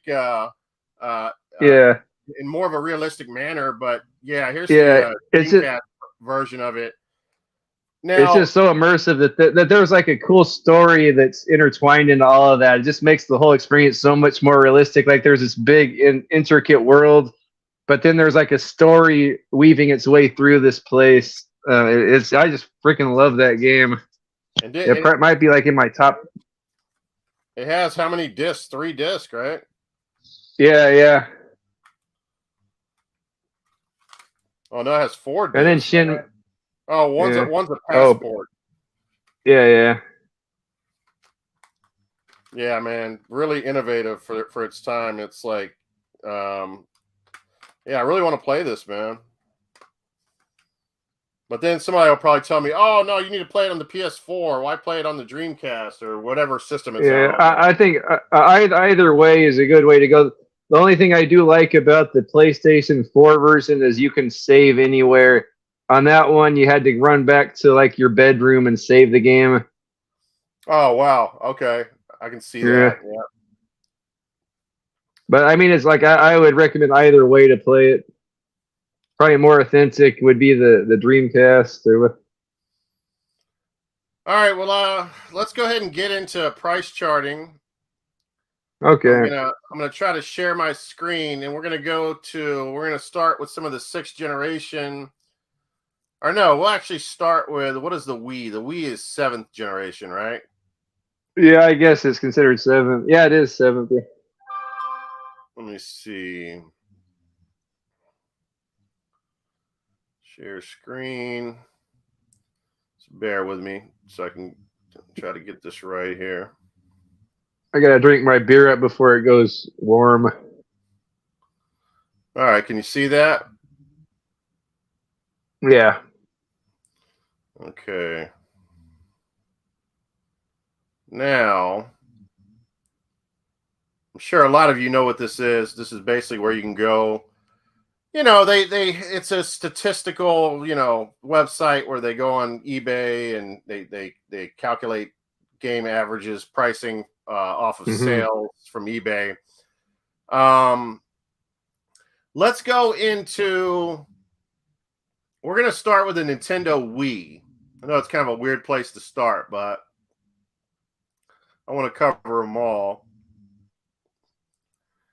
And now I don't know why, for whatever reason, it seems price charting is obsessed with loose disc pricing, because it's loose disc is what they start with. Like if you see the column, it's loose. And then it's average. I mean, it's complete, and then it's new.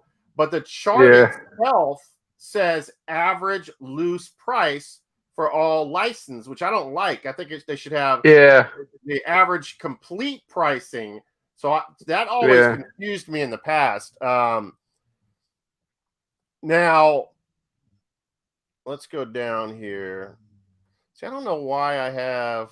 Oh, I guess it's because. How can I minimize these where I wouldn't see those? So I'm seeing stuff that you guys are not. Well, anyway, I'm going to sort this out as most expensive titles first. high to low. Oh, I hope I have some. I don't think I did. Well, I sold all my Wii stuff, most of my Wii stuff, so I don't have anything. So I found this very interesting. There's a lot of stuff with the Nintendo Wii. I thought I had a lot of knowledge on this stuff that I am totally in the dark about. I've never heard of something called Wicked Monsters Blast. Now, some of these are bundles, so you kind of take that with a grain of salt. It's not like just a game; it's a bundle. Like a Rock Band bundle, you'd have giant music equipment, so you really can't compare that to just a single release game. But this just seems like it comes with a few remotes. But look at the crazy pricing on this, and this has actually went down in value a lot. It used to be worth back in October and September of 22. It was worth over $2,000.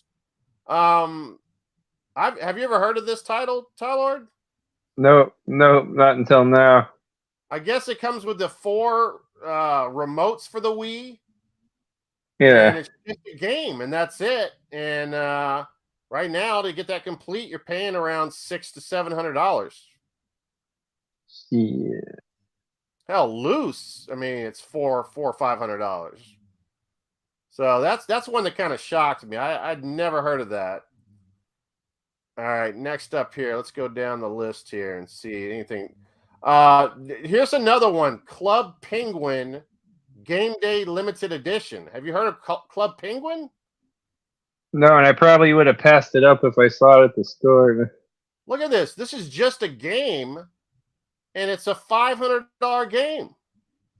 Wow. I don't get it. I don't really know the story on these games. I'm sure they were late releases in the Wii's life cycle, maybe, and they had limited print, possibly. Yeah, that's the only thing I think of. Because they're what year is that? Games. I'm not sure what year. It just shows. Yeah. All right, next up here we have Twilight Zelda Twilight Princess not for resale version. I didn't even know there was a not for resale version of this. Yeah, me too. Yeah, I didn't know that. And for whatever reason, they're just showing the loose disc, which is also interesting to me that they couldn't even get a picture of the actual case. They're showing loose disc $343, complete price $360. And by the way, something that Price Charting has done over the last few years, which is kind of cool. They used to just have loose, complete, new.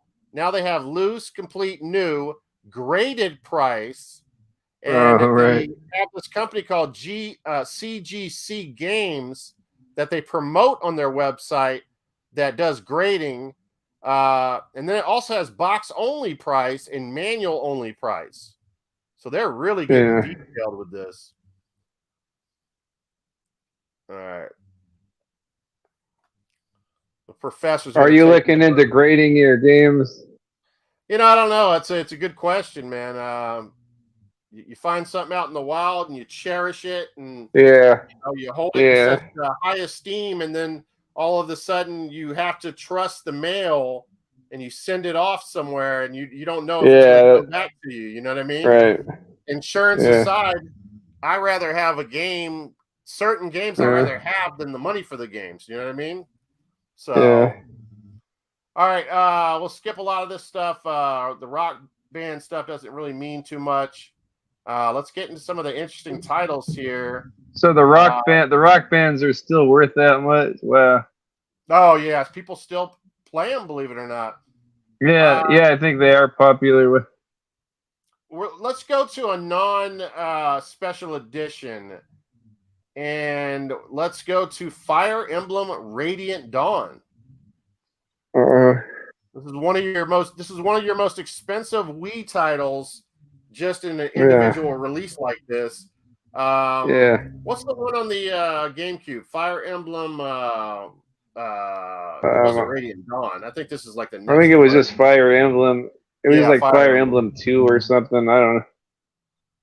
I know I picked it up and sold that bitch. I remember that. Yeah. You ever play those? I have not. Yeah, they seem like they're over my head. I don't know about those like strategy RPG games. Well, there you go. Individual, just a single release here, guys. $127.76. You know, just an estimate, but that is going to be one of your most expensive Wii titles for sure. Excellent. If you want to look at the history of stuff like this, you know, back in 2016, the game was a $70 game. And, you know, just over the years, it's, you know, went down to a $65 game. It was all the way down to a $50 game. And then it just went up and up and up and up. Ever since 2020, it's been on a steady climb. Now, just recently, it dropped down from 150 to 127. So is it on a drop? I don't know. We'll have to kind of need some more data to be able to tell you that. Because that's just like a 1 month swing right there. Yeah. All right, moving on here.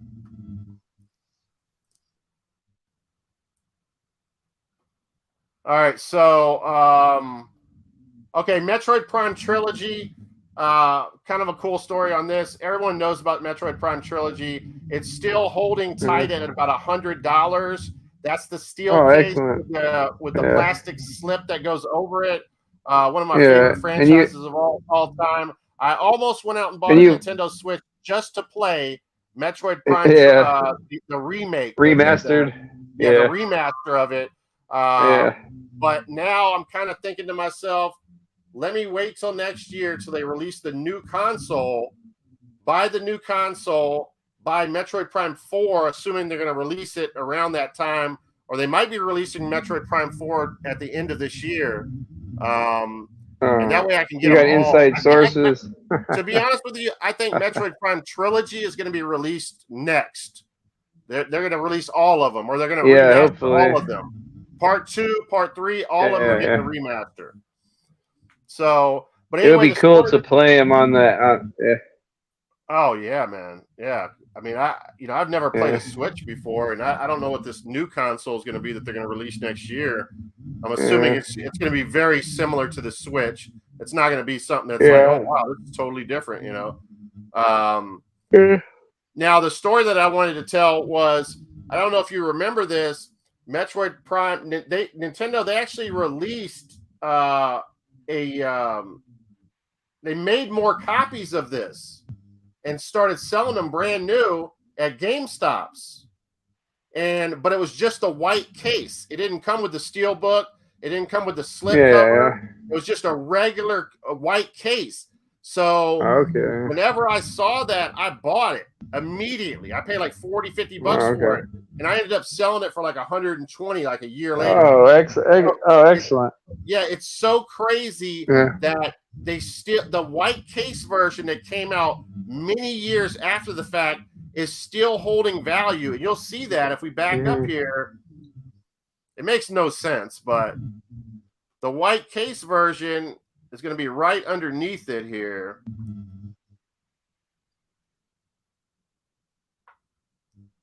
Well, it should be underneath it. I looked it up earlier. It's like $97.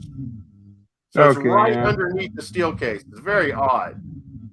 All right, next up here we have Silent Hill Shattered Memories. Yeah, all Silent Hill games are going up, or they have been. Now that's a PS2 title as well. Yeah. Isn't it? Or am I thinking of something else? No, it is. I think this one might be the more sought after one, this version. So that's about a $90 game. Yeah. So people that think that we just went into the toilet and stayed in the toilet, there's still some titles that are worth some big bucks. Nothing insane like the GameCube or anything like that, but I mean, okay. So we have America Mensa Academy. So my story with that is I picked that up at my half price books for $7.99. And this was back when it was worth, I think, even more than this. It actually went down. Oh, yeah, you can see it right here on the chart. Back in oh yeah, here, look at this shit. Back in 2017, the game was worth $400. So this is a game that's dropped in value a lot. Now it's still holding at $100, but when I picked it up at Half Price Books for $7.99, I did not pick it up. I left it there because I knew nothing about it. I missed it. I didn't even see it. And one of my subscribers said, "What the fuck are you doing, dude? You left it's worth like $150. You need to go back." And sure enough, I went back the next day. It was still there, and I bought it. So, oh, excellent! Yeah, I sold that along with the other stuff. But man, Mensa Academy was the number one PS1. I mean, Wii game at one point. It was the most expensive Wii game.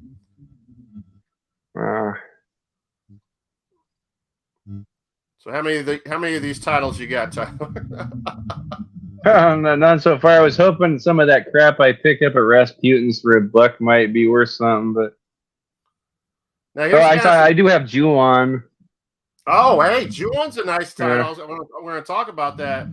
Now, this is kind of a sexy game, right? The last story. Oh yeah, yeah. What do you know about? I see game? That's at the retro shop, and it's all I see it at the retro shop, and it's it's about priced about like that. Isn't this like? But it has a nice, sexy looking. I don't know anything about it. Is it an RPG? Is it an adventure game? I don't know. See if anybody's commenting below. Maybe they can tell us in the. I'm thinking maybe that one value is so high just because the cover is pretty sexy. Could be. Or the box, the box presentation. Maybe somebody that's watching this can tell us what kind of game it is. All right, so after that we have Ju-On the Grudge. How much is that? I have that. Fragile Dreams. Now, pay attention to this. This is an Xseed title. Remember that name because Xseed has a lot of really heavy hitter titles. Like every time you see Xseed, it is worth money. So, did you say you had this one, Tyler? Or are you talking about Ju-On? Oh, did I lose Tylord? Let me go back over here to see if I lost Tylord. Where did the stream go? Oh, I see Tylord. Oh, is he frozen? I think he's frozen. Yeah, Mike, that's the word that I'm hearing. I'm hearing a new Nintendo console is going to launch next year. Pretty crazy, right? Yeah, we did lose Tylord.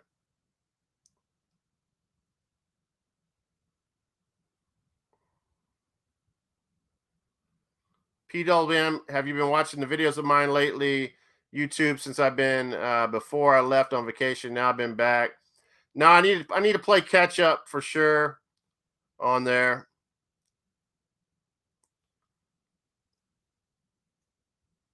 Yeah, Tylord has a YouTube channel for sure. Man, I lost you during my presentation. Are you back? Oh, I can't hear you now. Your audio.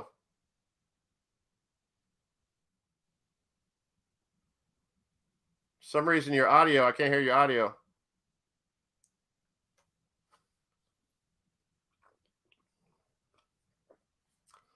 Maybe you're muted or something.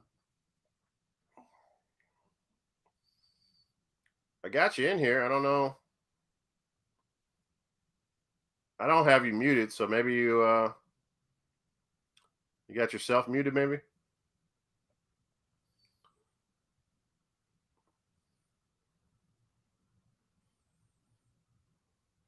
Tyler, can you hear me?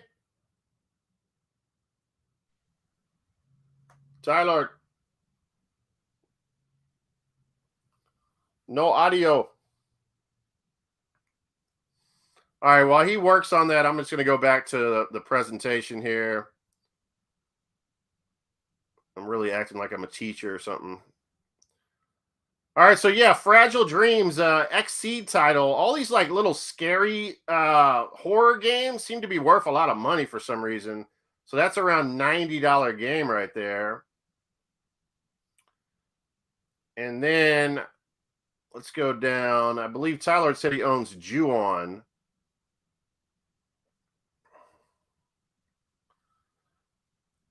All right, we have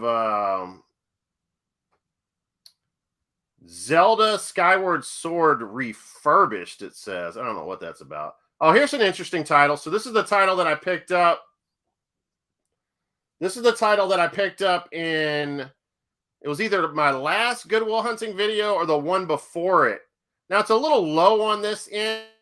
I would say it's more of a $90 to $95 game. It has dropped a little bit in value as of recent, but I don't think that's really, 77's a little, that's on the low end.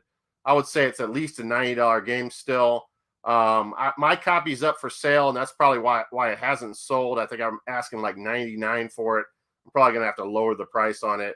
When I picked it up, it was a legit $100 game. Sexy title, Arc Rise, Fantasia.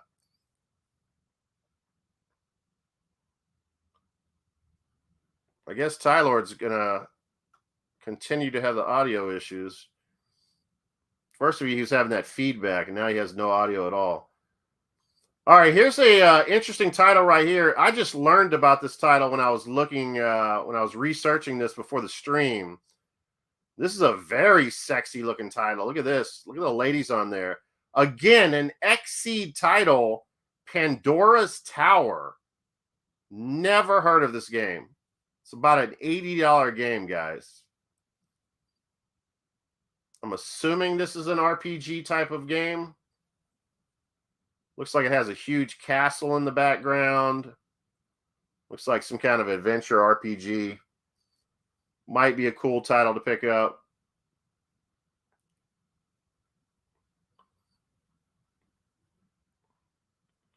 And let's go back over here. Oh, he left. I'm sure what's going on with Tylord. Oh, Tylord's YouTube channel. Yeah, what is it? Let me look.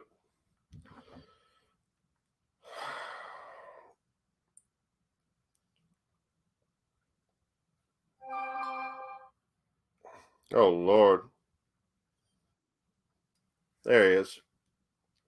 See if we can get him in here with some audio. You got audio? Can you hear me? Yeah, what happened? I don't know, those new nice earbuds I was hyping up. I don't know, they just stopped working. You need to throw those in the trash. Yeah. That's why he gave them to me. Oh, we just showed off a sexy title, Pandora's Tower. Have you heard of that? Pandora's Tower, no. I'm not really up title. on the Wii. Look at this title right here. Let me show you real quick. Let me get back to the screen here. Are you getting interference with the? Are you getting interference with the audio of my tablet, or does it sound all right? No, it sounds all right. It sounds actually better now. Oh, good, excellent. I don't know why you even bother with the headsets. But look at this right here. Look at this sexy title. Oh, yeah. Oh. Another XSeed title. Oh, okay. Yeah, see, I just think of Wii games looking crappy on the shelf, so when you pull one out, you're ashamed of it. But there are some nice-looking, sexy titles that are worth money. Yeah, for sure, man. For sure. Yeah. All right, let me go down here. Now, you said you owned, let me see. What about Cursed Mountain? Sleepy's asking about. Oh, wait. Before we do that one, this is a very interesting title here. This is the one that I was shocked when I was going through. This really, because price charting is so backwards, leading with the loose pricing. If I look at this, let me go back, make sure I'm not saying this wrong. This right here, this next title that I'm going to show you, might be the most expensive individual release. Well, I don't know. I guess Club Penguin is. Well, this is one of them. It's like the top 3. And I have no clue why. It's called Veggie World. Veggie World. And yeah, here it is. So look at this silly looking kiddish title. A complete price right now. One sells pretty much every month around $223 complete. Wow. I mean, that's insane. Dang. Wow. I have no clue why. It's got to have limited numbers. It's got to be like the last year the Wii was out. It must have came out like this must have been one of the last releases. Something's got to be going on with something like that's worth that much money. Well, I'm glad someone's making money off of it. All right, what title did you say? A Cursed Mountain. Is that on here or is it in the top? I don't know. He was asking about that.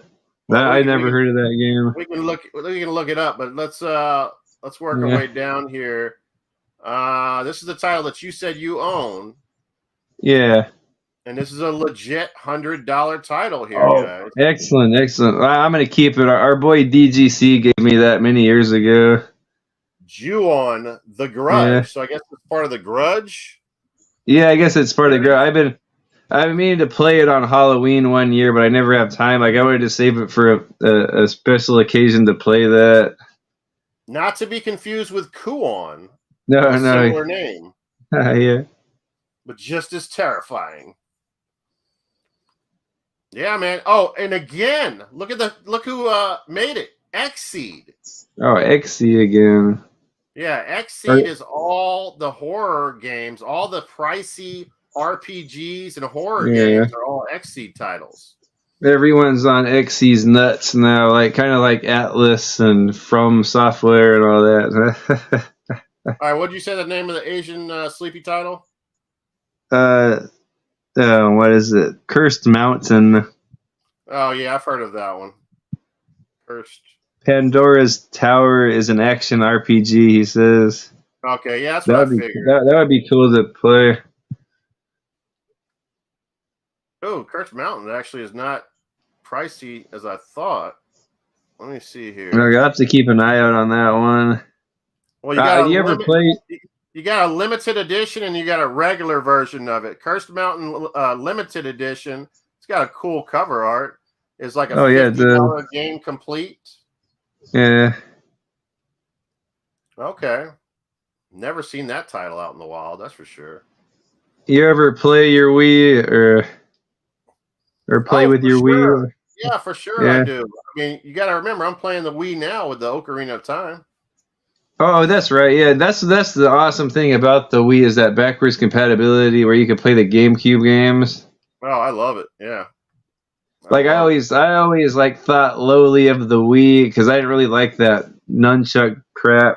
Like I just like playing with a controller. Like what's wrong with that? Like why try to evolve something that's like perfect for playing games? Like change the other stuff and make it better, but the controller I always thought anyway. But like there was a lot going on for the Wii. Like it had the backward compatibility. It had that really awesome online store. Like there was an online store with like hundreds of like retro games on there. I never saw anything like that at that point. Like, I mean, for me, it was like the Wii was groundbreaking with the sports type, the Wii Sports and stuff. That was groundbreaking. Like that was it was a huge family console. But then, you know, that being said, for me, Metroid was so cool. You know, I could continue to play Metroid for the first time since the GameCube. So I finally had another Metroid title. So and I guess the Wii motion controls worked really well with the Metroid game. And as much as I knocked those motion controls, they actually work pretty good. Like they work and do exactly what they're supposed to do. Like kind of for first person shooters, they kind of work pretty good. It's kind of like using the mouse and a stick. It's kind of like pointing with a mouse. It works pretty good for first person shooters. And then I remember at the time it was also cool that Netflix you could watch on your Wii. you can just sit back with your Wiimote and control the screen and pick what movies you want with the Wiimote. I thought that was pretty cool. All right, so let's go down here to Calling. And this is a Hudson release, another scary Japanese girl, type of game. Yeah. That's around a $50 to $60 game. Yeah. So that's another one to look out for. Okay, Calling. Yep, Hudson. I didn't even know about a lot of these. Well, that's why I thought it was fascinating when I start. That's why I started with the Wii. There's a lot that I didn't know. We got what? Shin. This is a pricey title here. Shren the Wanderer. Or no, what does it say? Sharon the Wanderer. And it's Atlas, huh? Oh, there you go. Yeah, an Atlas title there. Yeah, that's the first Atlas title we've seen. $75 to $80 game there. Yeah. Okay. Cool. Because I remember when the Wii went into the toilet, like the values were like so low. But it seemed like a lot of the titles have rebounded. Well, it looks like I never pick up the right game still. Well, you got that Ju-On. Well, somebody gave it to you. Yeah. That's still pretty cool. What is this? I've never heard of this before. Target Terror. Target Terror. Look at this. This is like, it's a Konami. What the fuck? I have that. How much is that? First-person shooter, a third-person shooter. It's like $60 complete. Oh, excellent. Yeah. You got that? Yeah, I thought that would be worth like $2. Well, send it my way tomorrow, man. Come on, man. I think I have it. I'll just mess with you. Yeah. That's kind of, I've never heard of that title. Never. I get a lot of these games for 50 cents. The Rasputins. Anything I see for 50 cents, I get it. Wait a second. What is this? Oh, I was about to say. Oh, wait a second. What the hell is this? Holy shit. What is this title?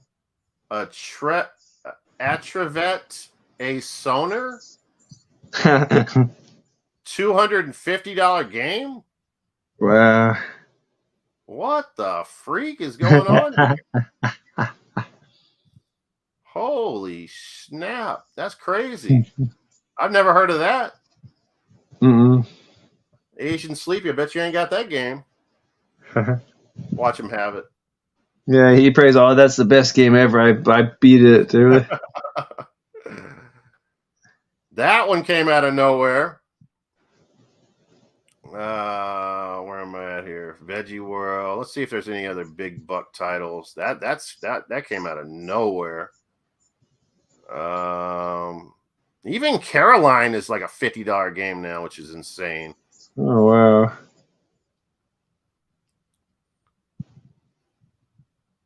All right, so I think we've touched on enough of the Wii titles. Some interesting stuff in there.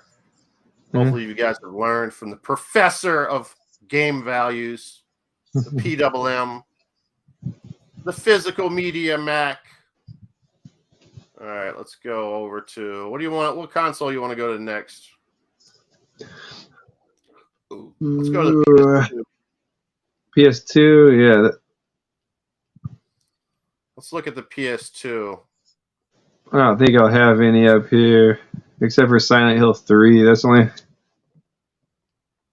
Okay, so I think a lot of you guys know now, 10 years ago, when I first started a channel, for sure, Rule of Rose was like the most expensive PS2 game. That one has really just went up in value over the years. It's always held value. I think it always will. It was the king of all PS2 games as far as value is concerned. And then probably, I don't know, 5 years ago, somewhere around there, Kuon finally took over the title as the most valuable PS2 game, and it is still holding. Although it's a battle. It's a $700 game now, guys. Now, when I found this at Half Price Books around 10 years ago, I remember it like it was yesterday. the game was actually, people think it was not worth anything. The game was actually, I remember looking it up, and it was about like a $50 or $60 game back then. Even way back then, it was still a game of value. But 10 years ago, being a $50, $60 game, now it's a $700 game. It's pretty impressive, man. You got to play through it on a live stream.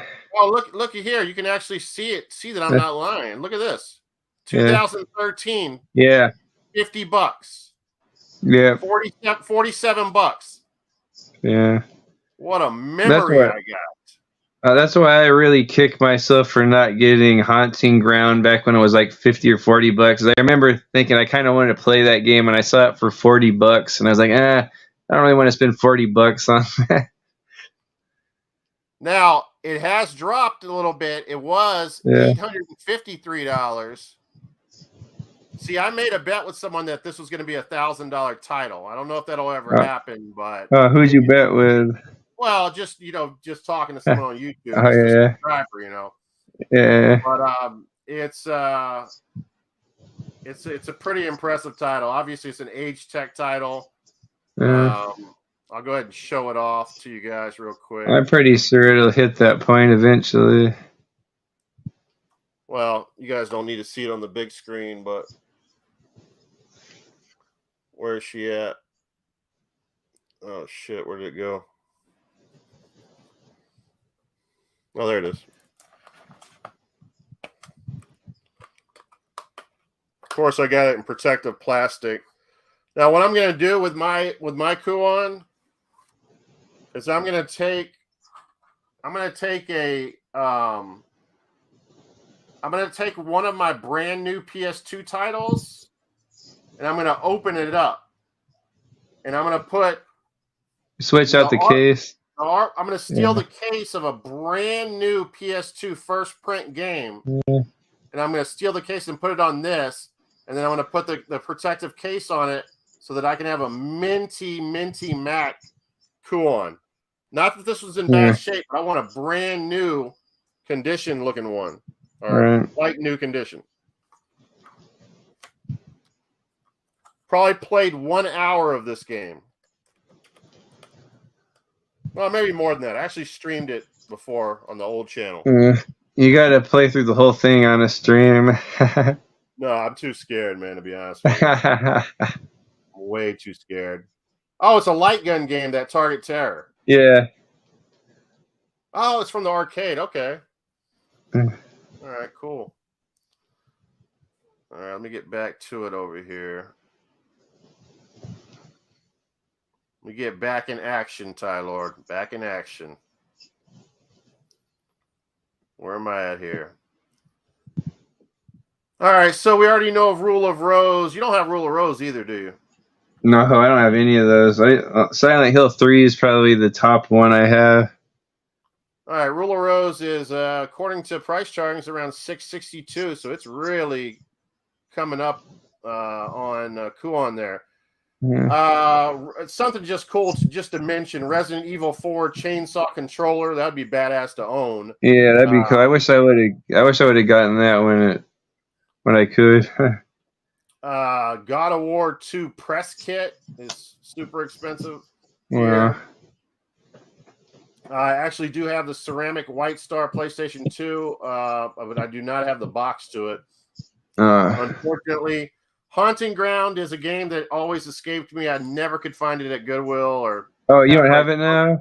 No, I don't have it. I never got it. Oh, that's one I kind of always wanted to have. And I remember at GameStop, it was like $40, and I was like, man, that's a lot of money. It seems like $40 a lot to spend on a game, and I kind of wanted it, and I'm not getting that, and I should have just pulled the trigger on that. Oh, could you imagine if we could have saw into the future? Yeah. Even like someone like me that was finding games out in the wild all the time. Well, I shouldn't say this. I was actually buying some stuff off of eBay too. I was making some smart decisions because if you're not finding stuff for $3 at Goodwill, do you go on eBay and pay $60 for it? It was always a question mark. Why are you doing that? That's too much money. those games are now $400 or $500. Yeah, So yeah. if someone had the foresight to just Yeah. spend all that money back then, I mean, they would have just had amazing collections. Blood Will Tell, I do own that loose disc. It's worth 230 loose disc, 355 or approximately. Haunting Ground is as well. They're both like $350 games. Yeah. Dot Hat Quarantine. This is a game that I own factory sealed. I'm very happy to see that now it's 670 for a factory sealed copy. So that's almost a $700 game as well, sealed. Oh. I don't know why it's showing 350 new on this one though. So it changed up. Not sure why. But a complete is about 280. That's always hold value, Ty Lord, and everybody that's in here. That's always been a pricey game. It's always been around $180, even 10 years ago. Well, I can even show you here. $109 back in 2014. Wow. Yeah, so I am noticing that a lot of games have dipped this last month, though. We're going to have to check it out and keep an eye on it in the following couple of months to make sure that trajectory does not continue with some of these pricey games, especially if you own them. Don't want to see that at all. I wonder how long it takes for games to like physically deteriorate. Like I know there's disc rot. Like, do you think they'll last like 100 years or how long? Do you I don't know. Laserdisc. Because I remember everyone was saying, "Oh, get DVD. Your VHS tapes are going to stop working. They're going to deteriorate," and they still work. Yeah, I mean, look at remember that? Yeah. Laserdisc. They deteriorate really bad. Yeah, they still work. Yeah. Let me see here. We got a Xenosaga 3. Can you see the pricing on this screen? Yeah, I can see it. Okay, good. Silent Hill Shattered Memories. That's a $330 game. Yeah. Okay. Yeah. So the PS2 one is more sought after, or is a lot more. Yeah, a lot more. I own that as well. I own Xenosaga 3. The only one so far is Haunting Ground I didn't own. Oh man. Now I do own this Xenosaga 3 lenticular cover. I remember getting that at half price book. That one's $344 right now with the lenticular cover. What is it with Futurama? We'll get into that. Oh, you know what? I guess I can show. Let me see. No, yeah, there it is right there.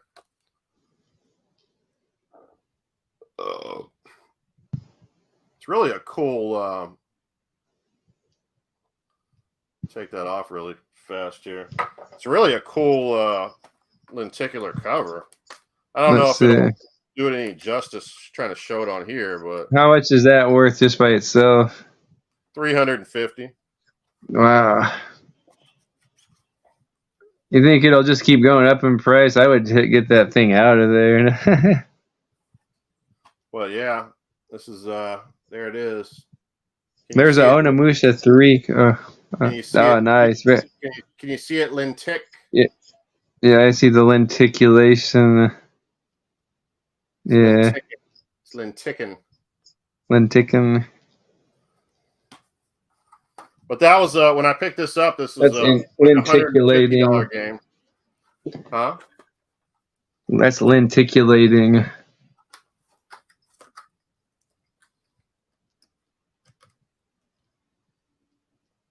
Oh, the Steel Battalion. Oh, yeah, I'll have to check that out.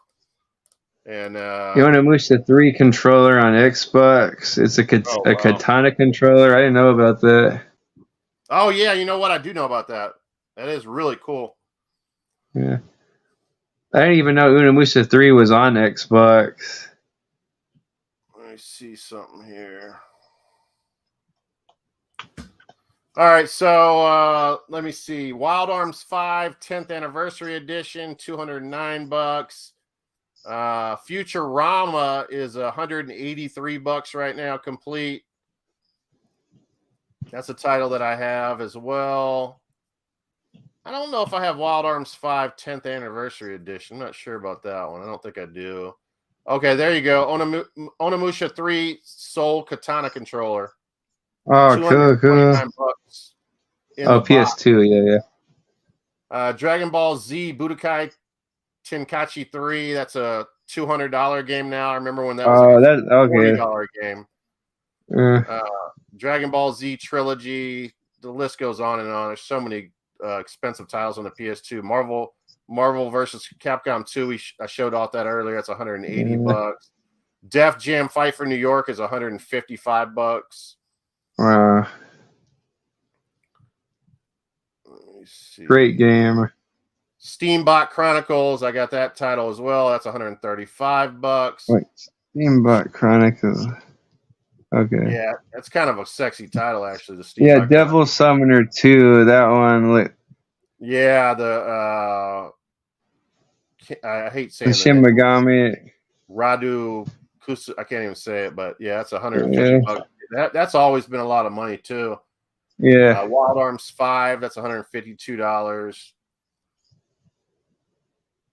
What's that? Neo Geo Stick 2. What's that?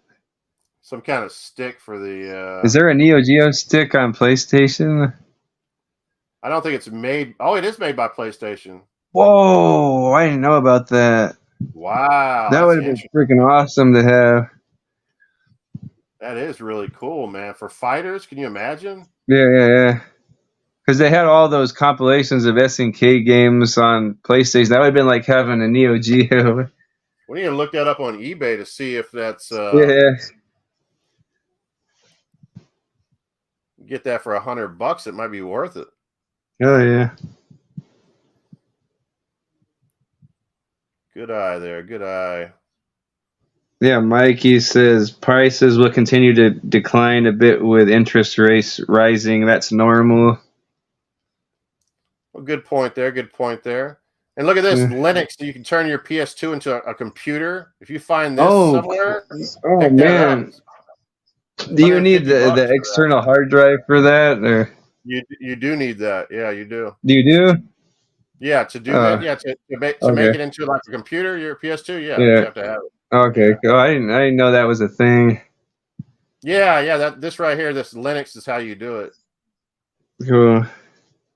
You know, you can do what you could do, like have Mike. Wait. So if you can make it into a computer, I guess you could put ROMs and emulators on there, huh? I think so. I think you can make your own games. Wow. I think you can like launch missiles and stuff like Matthew Broderick and War Games. and War Games. Yeah. Okay, Obscure Samurai Western. These are all $100, $200 games, guys. That game looks pretty cool. Silent Hill 3, Echo Night Beyond. These are all $150 to $200 games. All right, cool. I have Silent Hill 3, and it has the soundtrack audio disc with it too. Silent Hill Origins is a $100 game now. Oh man, yeah. Silent Hill 2 is a $100 game now. Yep. I can't believe that. That was a very common game. Like there had to be a billion prints of that. Oh, I'm very happy. I own all the Armored Core games. There's like 7 of them on the PS2. Oh, excellent. Armored Core Nexus has shot up in value. It's a $135 game. Yeah, those started shooting up a lot. Was that just recently they started shooting up? What? I have not looked at this probably in about a year or two. Well, look how much they've gone up since 2019. Yeah, this really shot up since last year. Yeah. That's awesome. Now I want to know the other. People would be surprised, man. There's a ton of Armored Core games on the PS2. It's insane. Yeah. By the way, they're just Armored Core. They're releasing a new game. I just saw a trailer of it yesterday. I was thinking maybe is that why they're so popular? Because there was an announcement for a new game, and everyone's wanting to go back and play the old ones. I don't know. That trailer looked pretty badass. Yeah, I do. Yeah, I do. Oh, I remember this title. God dang! Tulip went up. Tulip now is a $180 game. That's insane, man. PS2 is so top heavy when it comes to titles. Some of it's expensive titles. There's so many. I mean, look at the hundreds. They never go away. It's just like yeah. Finally they went away. Now they're back. They're back again. Oh, look at this. Silent Line Armored Core is a $93 game. Holy fuck, man. The Armored Core games are on fire right now. Yeah. Fatal Frame is a $100 game now. Yeah. Armored Core Last Raven is a $99 game. Yeah. Dude, I'm about to cash in. Yeah, buddy. I'm not selling, man. I might one day. Oh. Well, Bloody Roar 4 is that much? This shit's crazy. This shit is. Oh, man. I kind of wanted that. You kind of wanted it? You're about 10 years too late. Yeah. Oh, I got this. I got this Grow Lancer Generation factory sealed. Mine's sealed. Whoa. Oh, I kind of want to open it for the watch. I didn't know a watch was in there. I kind of want to wear that watch at work. Yeah. You badass. Be a Grow Lancer badass type of dude. Oh, look at this. Let's talk about this. PlayStation 2 development tool. What is this shit? Is that the thing you can make games with? Oh, this must have been like the first PS2, maybe? Like for the developers? Oh, right on. Oh, cool. Wow. Almost $5,000 for one of these things. I want one. I bet you can play like PS1 Japanese games, PS2. Can you try to make so you can make your own games on that? No. I don't know how to do that. I don't think you can. Oh. That'd be badass. All right. Is there anything else that strikes our fancy on here? Do you ever wish there were some development teams that would just straight up make new games for old consoles like PS2? I do. Because you don't have to worry about the internet and all that. Like if developers just made, because all these new games are just bullshit indie games anyway. That like they're just like simple 2D bullshit. Like it's not like back in that generation where everything was like AAA. Like there's AAA like high budget studio games coming out every month. Yeah, now it's all just. Well, I mean, they do have these third-party companies that released Dreamcast games. You saw that, right? You know that's happening. Yeah. It would be cool if we got, because I think I don't know if anyone can just make a PS2 game, but it would be cool if like there was like official PS2 releases, like indie or developers would make them now. Okay. Like Konami, like really official releases. Okay. Yeah. Because everyone's so hard into retro now, and look at every game that comes out now is like 2D. Like there's no reason like that stuff couldn't be on a PlayStation 2. Oh, Eternal Poison's $100 game now, man. Yeah. Shit. My collection's looking good right now. Yeah. Look at this. FIFA 14. FIFA 14 now is a $116 game.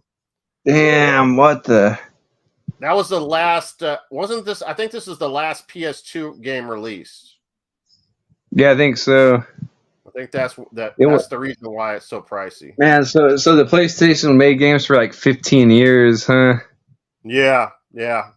Gotta be the longest run, right? Yeah, I love that. The Wii had a pretty long run too, it seems. I don't know. Yeah, because they kept doing those Just Dance things. Oh, that's true. Yeah, those all the way up to 2018 or something crazy. Yeah. So it might even be longer than that.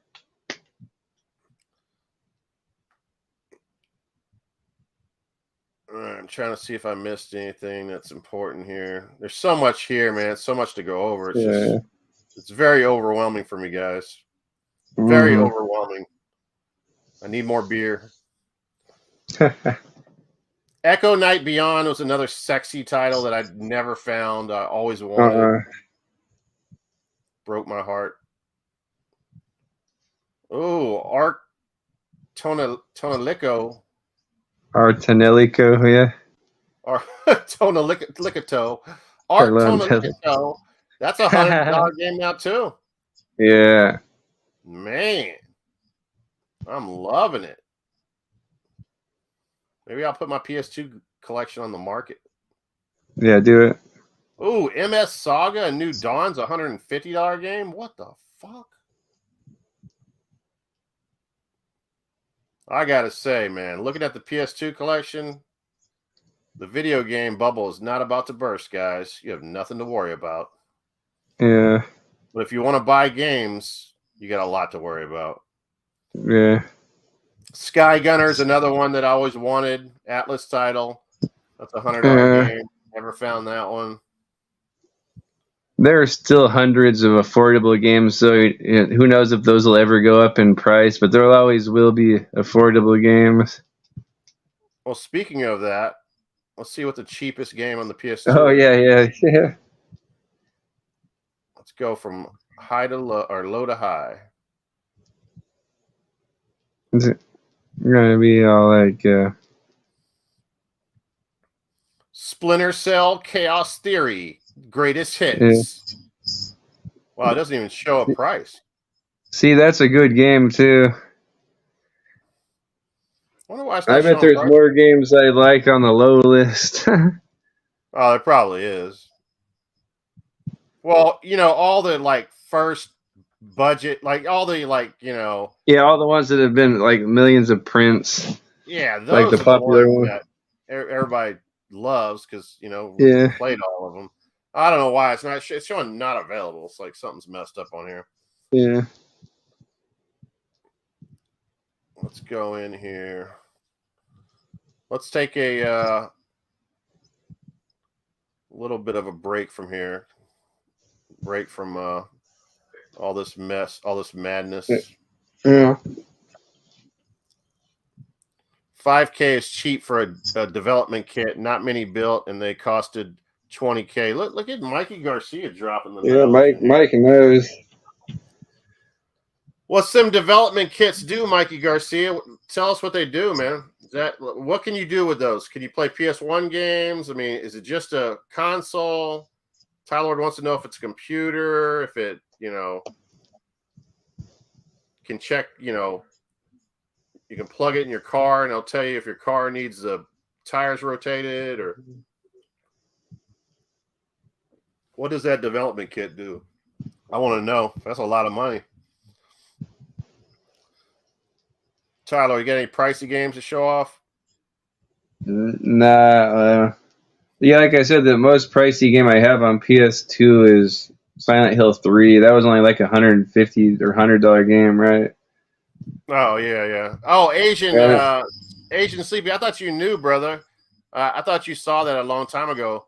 One of my Goodwill Hunting videos, I found the Steel Battalion controller, the more sought after one. It's right here. It's right above me here. Yeah. I found it at Goodwill for $19.99. It was in mint condition, had the pedals, had everything. And I've even hooked it up and did a video on my YouTube channel demonstrating it and showing off and playing the Steel Battalion game. And yeah, man. So, I have it. Yeah, for sure. Now, I don't have it in box or anything like that, but I found it at Goodwill for $19.99. I couldn't believe the condition of it. It was insane. One of my favorite finds. Are you picking up the Metal Jesus workout DVD that Douglas is talking about?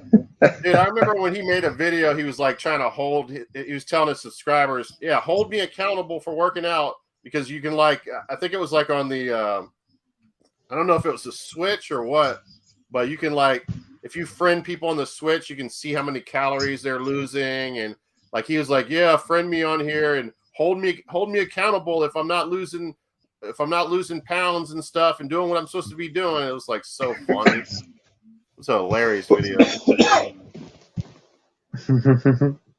All Oh, see, I got the other, the more sought after version. What is it? The green button version, right? Yeah, green button version. At least that's what I was told. That was the one that everybody wanted.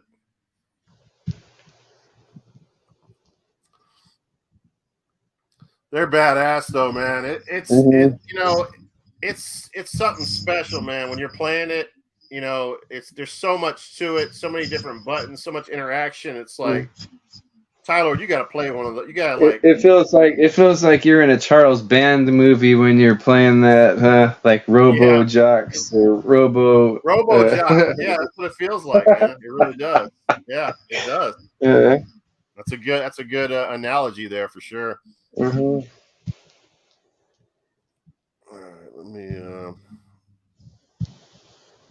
All right, should I go into? I kind of want to hang out and talk. I just kind of all this work I'm doing here. Yeah, it's too much work, Tyler. Yeah, not even getting paid for it. Trying to drink. I just want to drink beer, man. Yeah. Let's look at the PS1 real quick here. Oh. This is going to be a sick one. PS1 is insane. PS1 is scary. Is that your favorite system to collect for PS2? Yeah, I don't know what it is about. I don't know what it is about them. I just have such a warm place in my heart for PS2, and they look cool on the shelf. All right, Mikey Garcia was talking about the development kit. How about this? The Nintendo PlayStation system. Oh, that's got to be $1 million, huh? You're not too far off. I'll tell you that much. I got to play with it and touch it when I was at Sacramento Gaming Convention. Really? Like, can you imagine if that thing would have been released? Like, how freaking Nintendo would have monopolized everything. So that was actually a thing. They came out, Nintendo got with PlayStation, and they made this. It was just like some prototype deal. The guy had it hooked up and it could play cartridges. And I guess it was set up to play PS2 games, but it didn't work. Like, he sent it. Is that guy's name Ben Heck, the guy that fixes games? That guy was trying to fix it, the capacitors and everything, to make it be able to play PS1 games. Okay, so can you imagine a console having that thing that plays cartridges from Super Nintendo and PS2 games with a Super Nintendo controller that says Nintendo PlayStation on it? Would it have been PS1 games or PS2 games? Yeah, PS1, yeah. Oh, okay. Yeah, that's a very interesting marriage there. Very, very. Well, he says it plays CD-ROM games, so that wasn't a PS1 in there, Mikey. That's insane. For what I understood, I thought it was like all the guts of a PS1, but I guess Mike says it's CD-ROM games. So if you got $500,000, you might be able to get one. Yeah.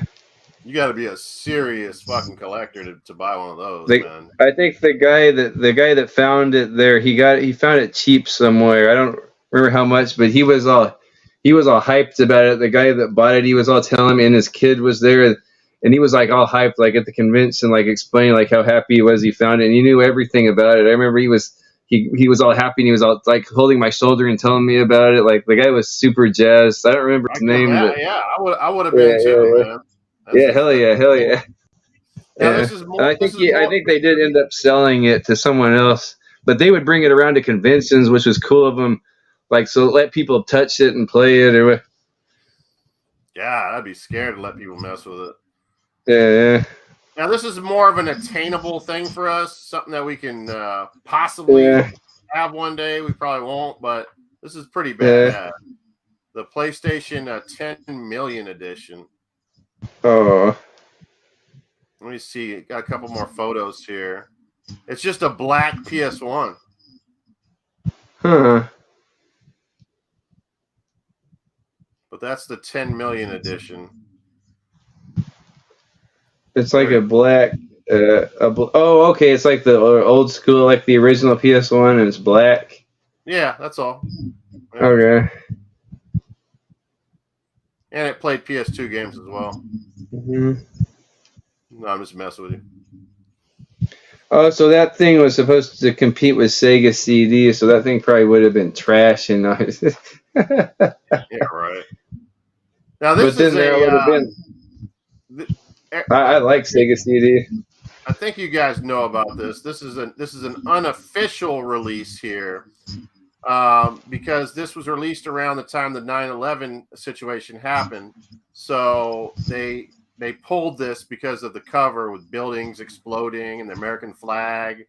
So this is an unofficial release right here. It was never released, but they did make a certain amount of copies of it, and they started hitting the internet and started hitting eBay and different websites, and people are purchasing them up. I don't know how many copies there are, but it says one per year is sold so far. I don't know. Maybe people don't want to spend the money on it, but $700. I mean, I remember it going for like $400 back when they were getting hot a few years ago and selling. But they've went up in value. It's pretty cool that was actually going to be a release, and they didn't release it. You know, it's a finished, copy. It's got the cover, the artwork, everything. You know, that's pretty impressive. That's a cool collection piece right there. Yeah. What else we got here? Okay, so when PS1 first launched, they sold nothing but long cases. Long boxes, right? So then eventually they would have a long box version, and then they would have a jewel case version of it. They would call a jewel case variant, and some of those variants never even had a long box. Well, Mortal Kombat 3 is the jewel case. It's probably the rarest of all the jewel case variants. Ridiculous in price, $600 to $700 game. Was it an early jewel case? Is that why it was so rare? I don't know. I think this one is. Probably so. I think it had a very limited release. And I'm trying to remember off the top of my head. I'm pretty certain. I'm looking down now. I'm pretty certain that they had a long box for that. It wasn't one of those ones that did not. Yeah, I know for sure. Yeah, that was like one of the first games I got was Mortal Kombat 3, and it was a long box. It was like a very early. It might have been right when PS1 came out. Mortal Kombat 3 long box was like one of the launch games, or very close to it. So as far as like just regular releases, this is the king right now of PS1 games as far as value. There's only one other title that's like competing with it, and that would be Tron Bonne. Yeah, that's up there in value as well. I think the MK3 variant is more expensive than Tron Bonne, though. Let's check. Wow. Here it is. The Misadventures of Tron Bonne. That's a $558 game right now, complete. Is that the top game? That's the top game besides the Mortal Kombat 3 variant. Wow. Yeah, this is the most expensive PS1 game besides that variant. Yeah. So I'm assuming that variant had less copies made than Tron Bonne. That's the deal. Yeah. Clock Tower 2. I think my last Good Will Hunting video, I picked up Clock Tower 2. That's a $323 game. This is rather interesting. I found out this the other day when I was looking through here. This classic trackball was not even released by PS1, I don't think. I think it's a third party. Yeah. For some reason, this thing is highly sought after. $594 for a trackball. Wow.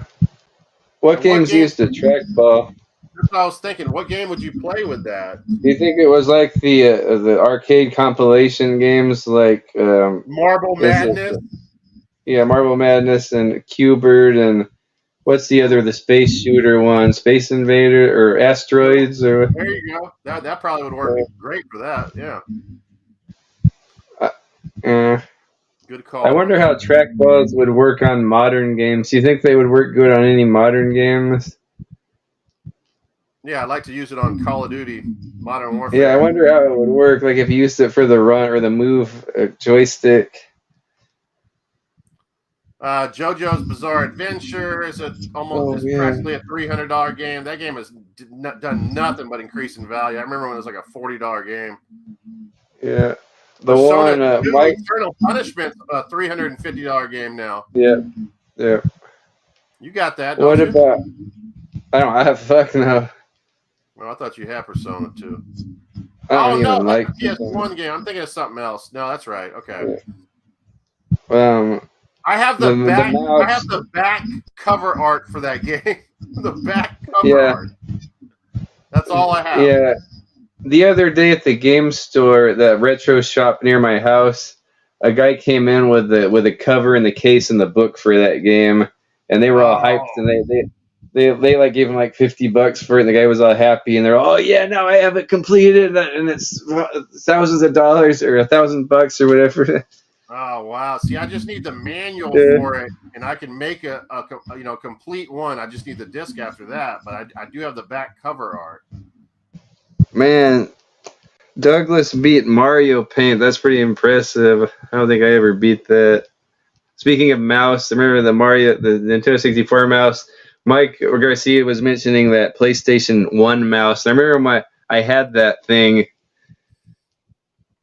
It was a mouse. Yeah. Speaking of watches from Growlancer, check this out. If you buy this, you can have the Raymond 2, the Great Escape watch. Oh, excellent. And that's worth $329 complete now. If you have the watch. Wow. It's pretty badass, man. All right, what are we missing here? PS1 Slim console with LCD screen combo. Oh, it's worth. Wait, how much is that? $350. I had that. I had the PS1 with the LCD screen, and I had it inside my car, and I would play games in my car at break time at work. And at one time, shit. I have this, but I have the Interact. I think. No, I actually said Sony on mine. I thought. Wait, I can't remember now. Mine says Sony. It had speakers and everything on it. I remember taking that on the cruise and stuff and playing with my daughter, playing the Crash racing game, where they race. Oh, Crash, man. Yeah, Crash Nitro, Crash Dash or something like that. Yeah. Oh, Crash. Yeah, those are good. Klonoa Door to Phantom Mile. That's a $350 game. I have that. What about the Lunar? Sleepy's asking. Yeah, I got all the Lunar games. The Lunar 2 Eternal Blue Complete Collector's Edition. That's $200 in box right now. Complete. There's a lot to those. You got to make sure. I went and 100% completed mine. I did the research and had to buy stuff off of eBay. Persona Revelations series is a $390 game right now. Valkyrie Profile, $280. Kudelka, $259. Suikoden 2 is $209. Batman Forever Arcade, $304. That's continued to go up in price. Team Buddies, $199. R-Type Delta, $191. Castlevania Chronicles, $150. Street Fighter Alpha 2 Fighters Edition, $200. Kind of surprised to see that one so much. Silent Hill Greatest Hits, $175. Shadow Tower, that's a game I have, $269 on that. ISS Pro Evolution, I think that's a soccer game, $180. Silent Bomber, that's a sexy title. I don't think I have that one. That's 192. Silent Hill. You're not here for that Silent Bomber. Yeah. Silent Hill's almost a $200 game now. I have a loose copy of it, like the greatest hit, but that one, how much you say the greatest hit one was? Like 100? Silent Hill greatest hits is $175. Oh, heck yeah. For how much for loose? Loose on that one is $104. Oh, cool. Hell yeah. I'm not getting rid of that, though. I got, my buddy made me a custom case for it. Let me see what this is right here. It's kind of confusing me. Oh, wow. I have that controller, though. Which one? That racing controller for R4. The Ridge Racer 4 controller. Oh, right, yeah.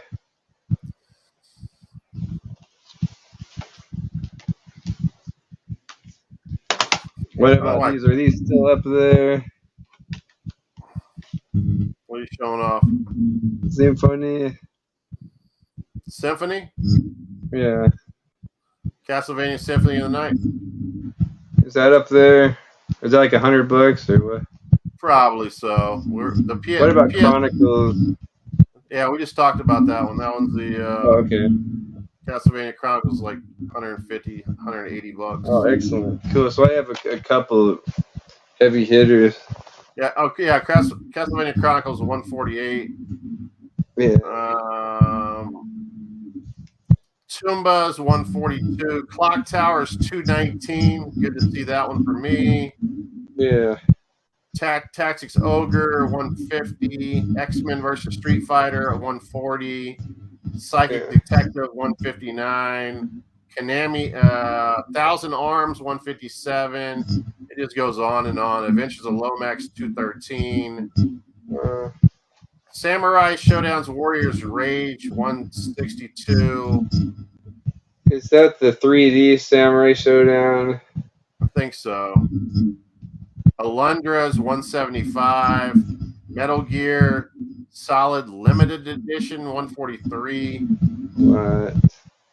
It just goes on and on. Einhander $160. Elemental Gearbolt $200 now. Lunar 2 $173. Armored Core Master of Arena $109. Fucking all the Armored Core games went up in value. Unbelievable. Oh wow, Slam and Jam 96 Signature Edition $132. Dang. Castlevania Symphony of the Night $127.64. Yeah. I'm surprised about that. Wasn't that like a highly published game? And oh hell yeah! Fox Hunt's a $200 game. Oh, Armored Core. I'm pissed off. I don't have this game. Armored Core Project Phantasma, $143 game. Vanguard Bandits $214. I mean, it just doesn't stop. In the Hunt $160. I mean, I can't even get out of the $100 titles. They're everywhere. We're talking 200 deep here. Yeah. Countdown Vampires $112. Armored Core $122. Fuck, man. Ghost in a Shell $150. I mean, this is insane. Thunder Force 5 $96. Psychic Force $149. What more can I say, guys? Unbelievable.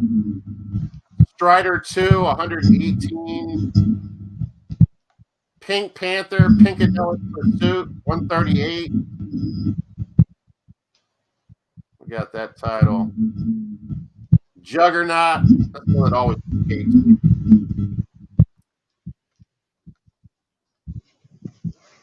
International Superstar Soccer Pro 98 $117. It's pretty insane, guys. Pretty insane.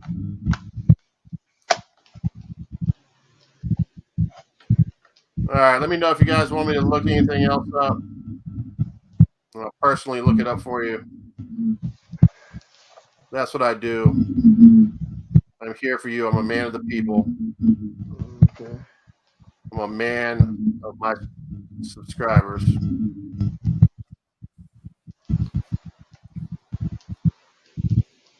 It's not Amico without her. Don't tell her to get Amico talking here. Jesus Christ.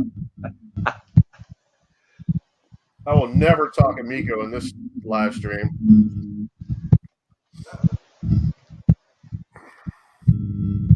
Do you think people like talking? Do you think people like talking about the Amico, or they just like arguing? Because I just find nothing interesting about that. Yeah, I never found anything interesting about it at all. Like, I don't even get what it's all about. Like, is this something fun to play? No. You know, it's like, what is it? It's like Soldier Boy coming out with a video game system. That's what it seems to me. It's like, why am I going to buy that system? Soldier Boy is not fucking Nintendo. He doesn't know what he's doing. You know what I'm talking about? Soldier Boy is like selling these. Yeah. Whatever happened with that? I don't know. It's hilarious. I want to get funny. It's so funny, you know? Yeah. Oh, man. Do you have a lot of long box PS1s? Oh, fuck yeah, man. Oh, right on. I love long box, like Sega Saturn and Sega CD and the early PS1 games. I don't know why those make my heart so warm. It's one of the coolest shooters, man, because it has every. Oh, Philosopher, yeah. It has like every different like video style. Backgrounds. Huh? Yeah, it has like every different style that you can imagine: vertical, horizontal, 3D, like everything. It mixes all the different shooters together. Doesn't it have like video background sometimes? Yeah, I think it does. I remember that a trailer for that was on one of my early PlayStation demo discs. I go, man, that game looks freaking rad, because it was like first when PlayStation came out, and there was a trailer for that game, and it was showing all the different like styles. Like there was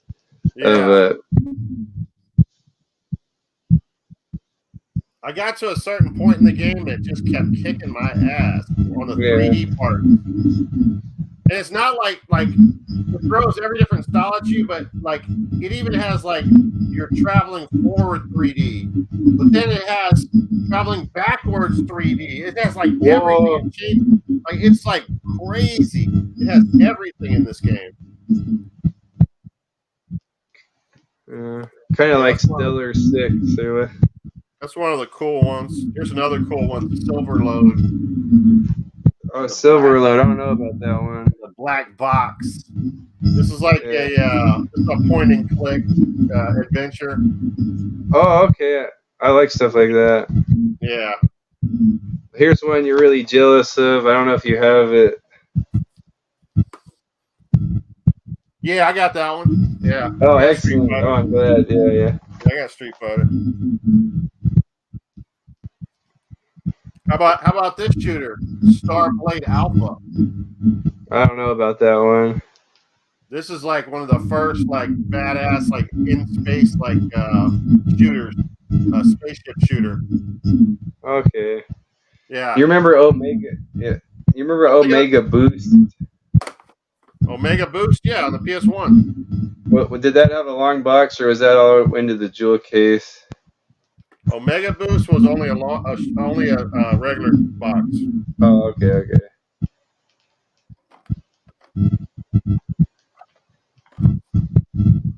What's his name? I can't remember his name now.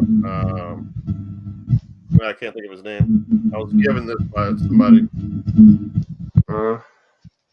This battle arena to Shinden factory sealed. Oh, cool! Heck yeah!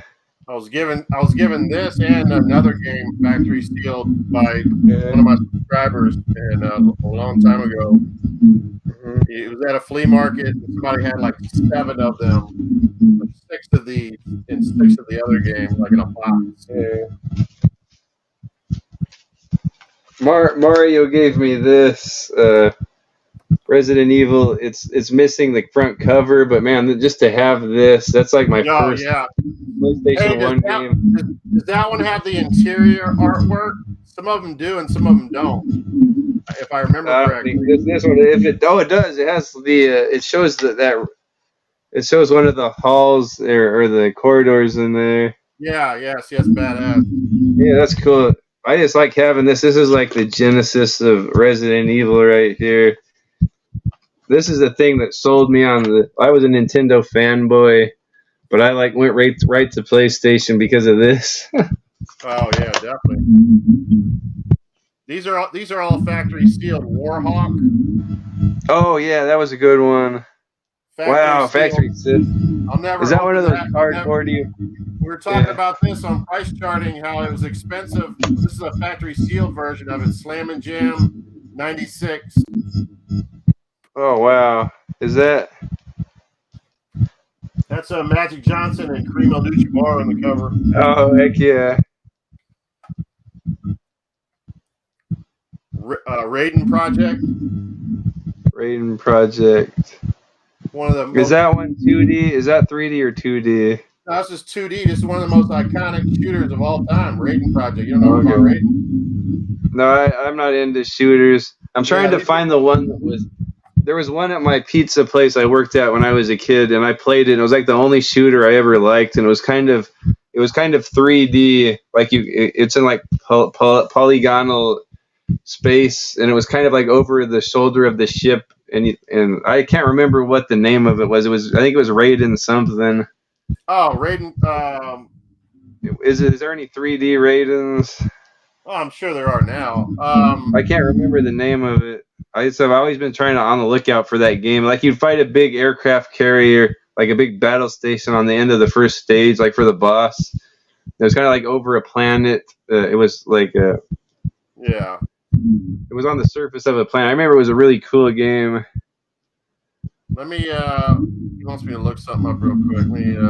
Steel Battalion. Hold on a second here. Why do I have all that stuff at the bottom of the screen?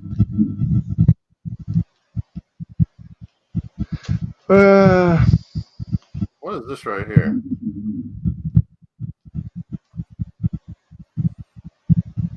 All right, this is not. It's giving me a hard time for some reason.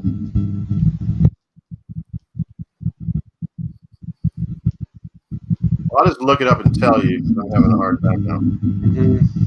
I hear a lot of feedback.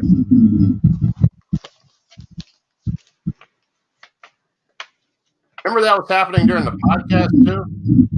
Yeah. You did something though to fix it, I thought. I have it on my. I'm not using anything now. I'll turn my phone off. That's weird. It's still doing that. I'm just using the audio on the tablet.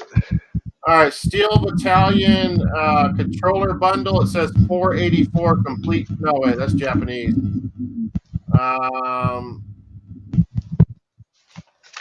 Steel Battalion is 514 complete. I don't know. It's kind of not really telling me. Let me see something here. It says loose price $50. I know that's not correct. It says complete 514. Probably be better off looking that up on eBay. Sometimes the numbers don't exactly pan out.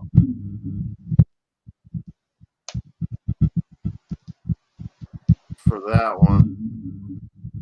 But yeah, 500 complete. Sleepy.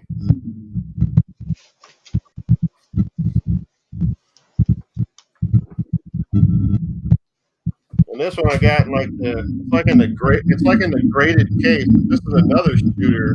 It's factory sealed Jupiter Strike. I don't know about that one. That's pretty nifty. It's got the big case, the hard plastic case. Yeah. These are like really like old school like 3D shooters. Yeah. But these are all polygonal, like polygonal shooters. Especially Starblade Alpha. It's all like polygonal shapes and stuff. Yeah, that's cool. Yeah. Yeah, that's how those games are. Kind of like Omega Boost. Oh yeah, no, is that one polygonal? I don't know. Yeah, that was like a little mech guy, and he was all polygons. It was like super detailed at the time.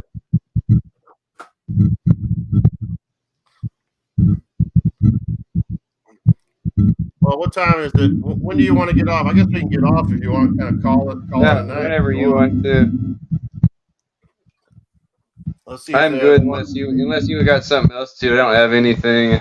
See if these guys want to talk about anything else. If they want us to stay on for a few more minutes.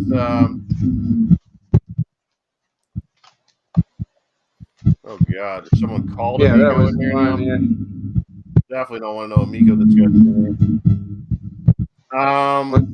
Let's talk about Amico. Oh my God.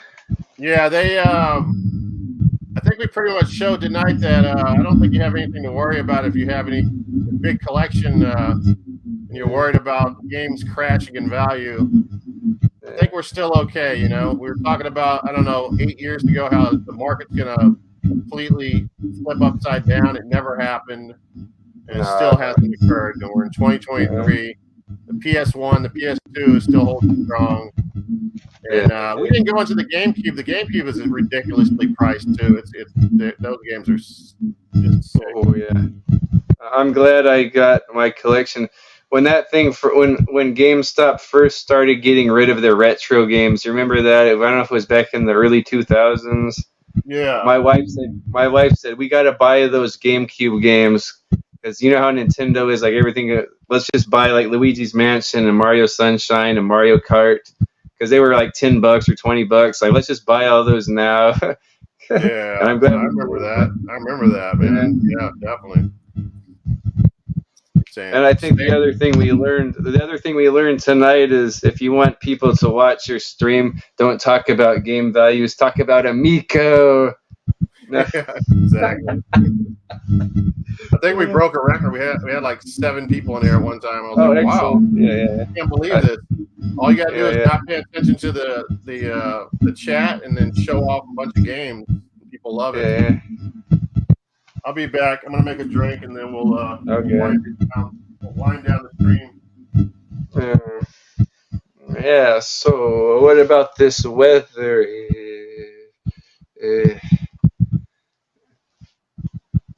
What about those playoffs, huh? What about this Joe Biden character, huh?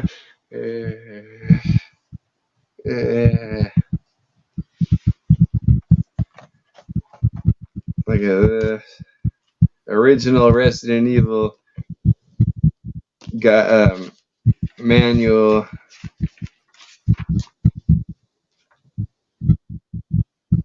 Top secret mission Raccoon Forest. Alpha Team has Barry Burtons, who's a weapon specialist. It's got Joseph Frost, vehicle specialist. Chris Redfield was the marksman. Okay. Jill Valentine's the machine expert. Brad Vikers, the pilot. Remember, he was the guy that ran away. And Albert Wesker, mission leader. And then there was Bravo Team. You remember all these guys? I do. Richard Aiken, communications. He was the guy that got eaten by the snake. And Richard Dewey, the pilot. I don't remember that guy. He must have been the dead guy in the plane. Enrico Marini, mission leader. I remember him. Forrest. What the hell you guys talking about? Oh, I was just showing this. It was cool to see to have this Resident Evil guide, or not the guide, the book. It has like a little. I don't know. I just really like these. It just shows all the items and the characters and the option mode and the weapons. Very simple, but it was cool to have stuff like this when you bought a game back then. A cool little manual. Oh, speaking of fighting games,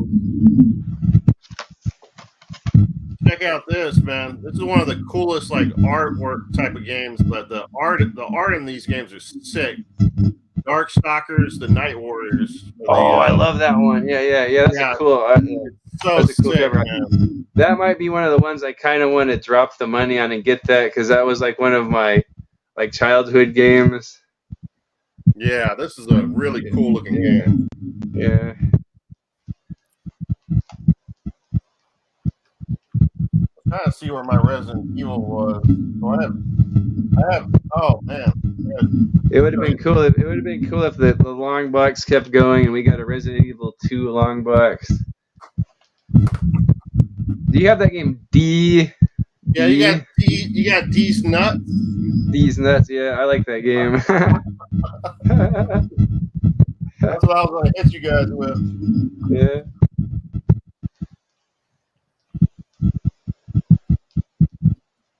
That was all video. That whole game consists of all video. Oh, there you go.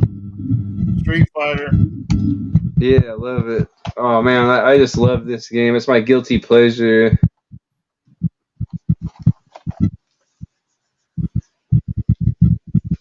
That's the only long. You know what I was thinking of when I was asking you about that Resident Evil? I think I was thinking about this Doom. Oh yeah, yeah. That's what I was thinking about. You see how this Doom right here? Yeah, I've been hearing good things about that Doom. Like it has a different soundtrack, like a really metal soundtrack. Is that the one I'm thinking of? Look. Yeah, that's tight. Oh, cool. Yeah. Yeah, the inner art is badass on this. Yeah. Oh no, that might be the one that has like ambient soundtrack. It has like a scary soundtrack. The PS1 version.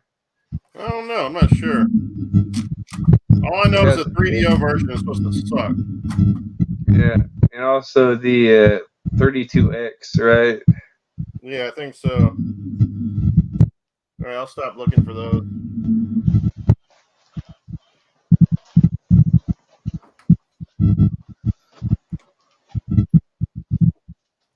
All right, we've come to the part of the video where I give away free games to my subscribers because I'm so excited that 3 of you are here with me. Oh, sorry, that is the one I had. Oh, okay. I don't even have a Dreamcast, but I have that. Check out, my buddy gave me this.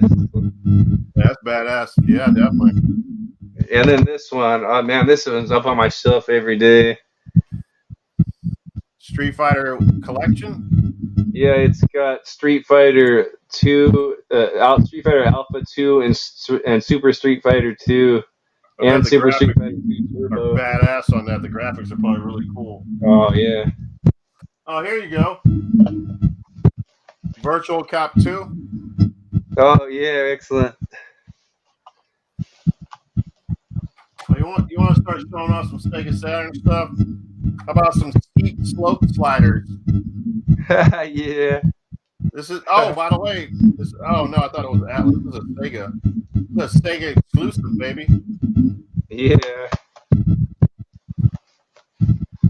Do you have Virtual High Glide? You ever play any Corpse Killer? Oh no, that looks awesome though. It's like a light gun zombie shooter, right? It's like an FMV light gun. Yeah, FMV, baby. How about a little Shinobi Legends or Legion? Oh, cool. How is that a Shinobi style game, like 2D? Yeah, platformer. Yep. Oh, cool.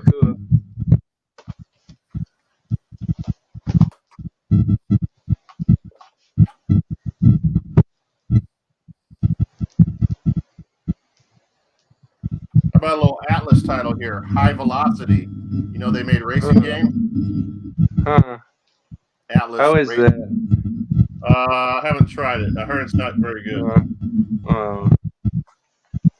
You know, because Sega Saturn has some really good racing games. So, Yeah. how about Virtua Racing? Cool. Yeah, that looks cool. Is that the one that was? Yeah, that must be the one that they released on 32X, and also even a Genesis had like the 3D chip version. Oh, yeah, I think so. How about Theme Park? Theme Park. Is that like Theme Park? Like Sims at Disney World. Yeah, I didn't even know about that. A little mock action. Oh, mock. A mock. I didn't know about that. Saturn's like the only system I don't have that I kind of want to get. I don't want all these hipster systems like you like TurboGrafx or 3DO. But I kind of do want to get a Saturn. Oh, there. What's that? Pinball. True Pinball, huh? Oh yeah.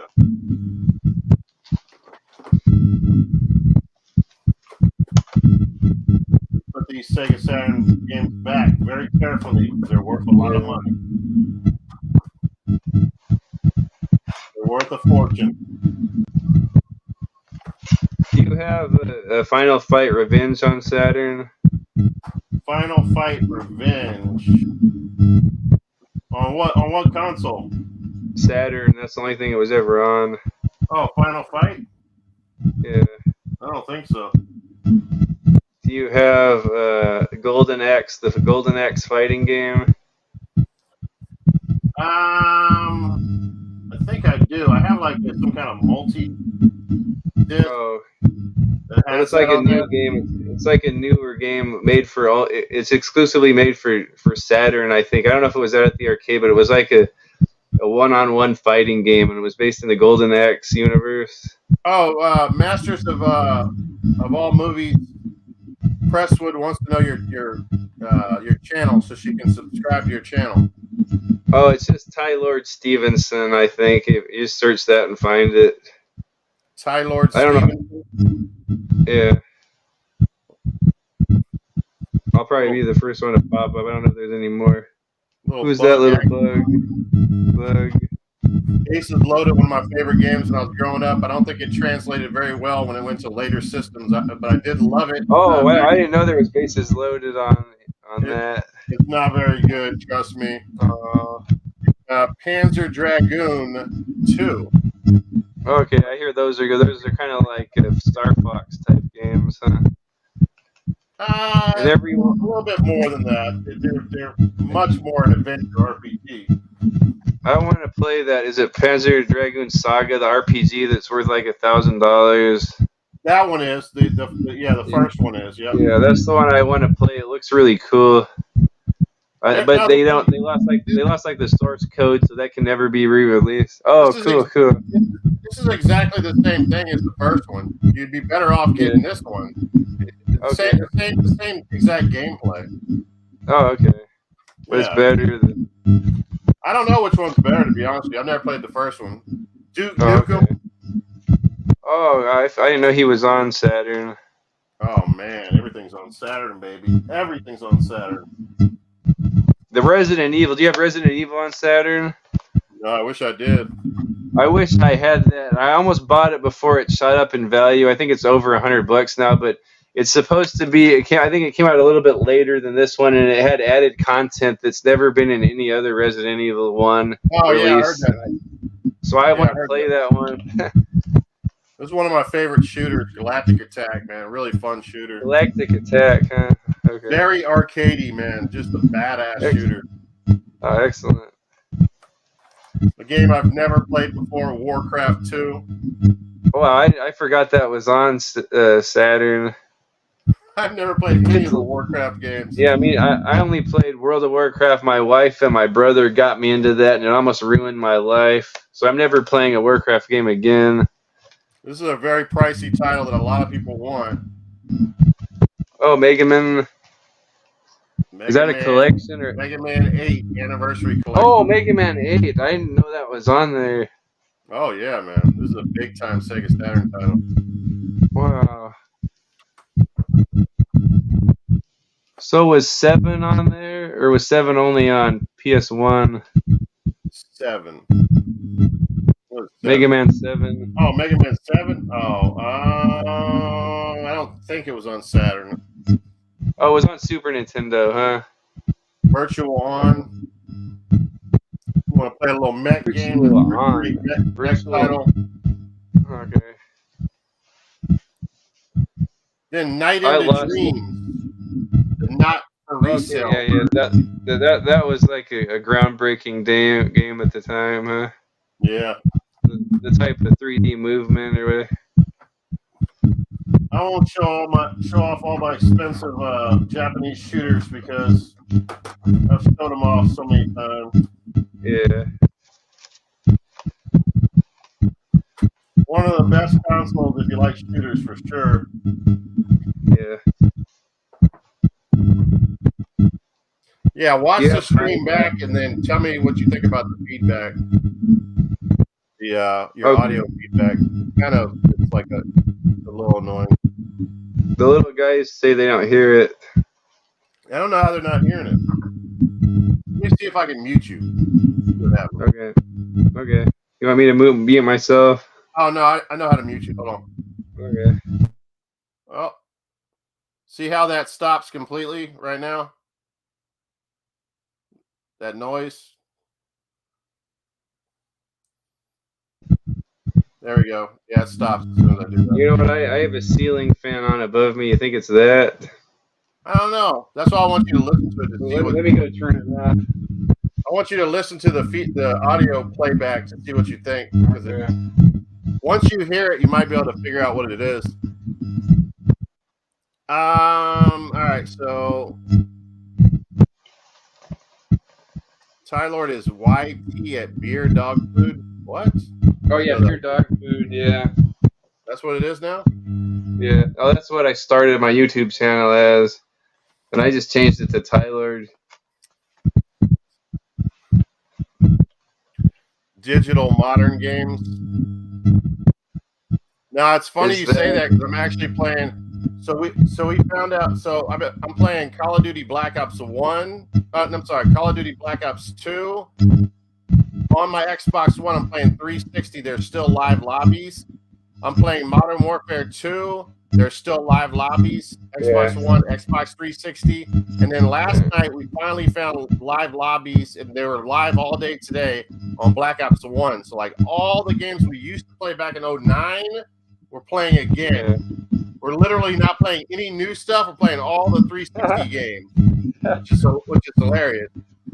Except I am playing. Well, this is a remake. I'm playing through the whole campaign of Crysis 2, and I'm loving it. The remastered Xbox One version, and it's so phenomenal. Cool. Did it go away when I turned the fan off? No. I don't know what it is. I'll just have to stream on something other than this tablet next time. Now, listen to the playback and see if you can figure out what it is. Okay. It's kind of hard to explain what it is. It's like something like. It sounds like the probe droids on Empire Strikes Back. Yeah. It sounds like the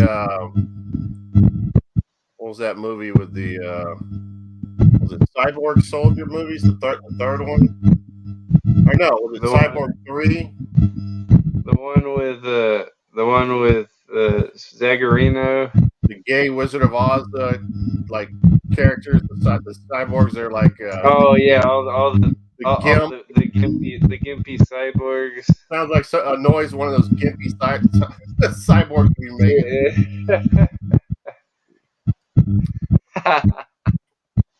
Mikey Garcia says it's probably the location of the mic on the device. Do you have a mic on a device? I just have this tablet. It might be just a crappy mic because I don't think it's that high budget of a tablet. I came back. I'm resting it. How's that? Oh, now you say the feedback is back. You were telling them earlier that it wasn't bothering you. It's a nightmare. Right, Mikey? I'll use my computer next time.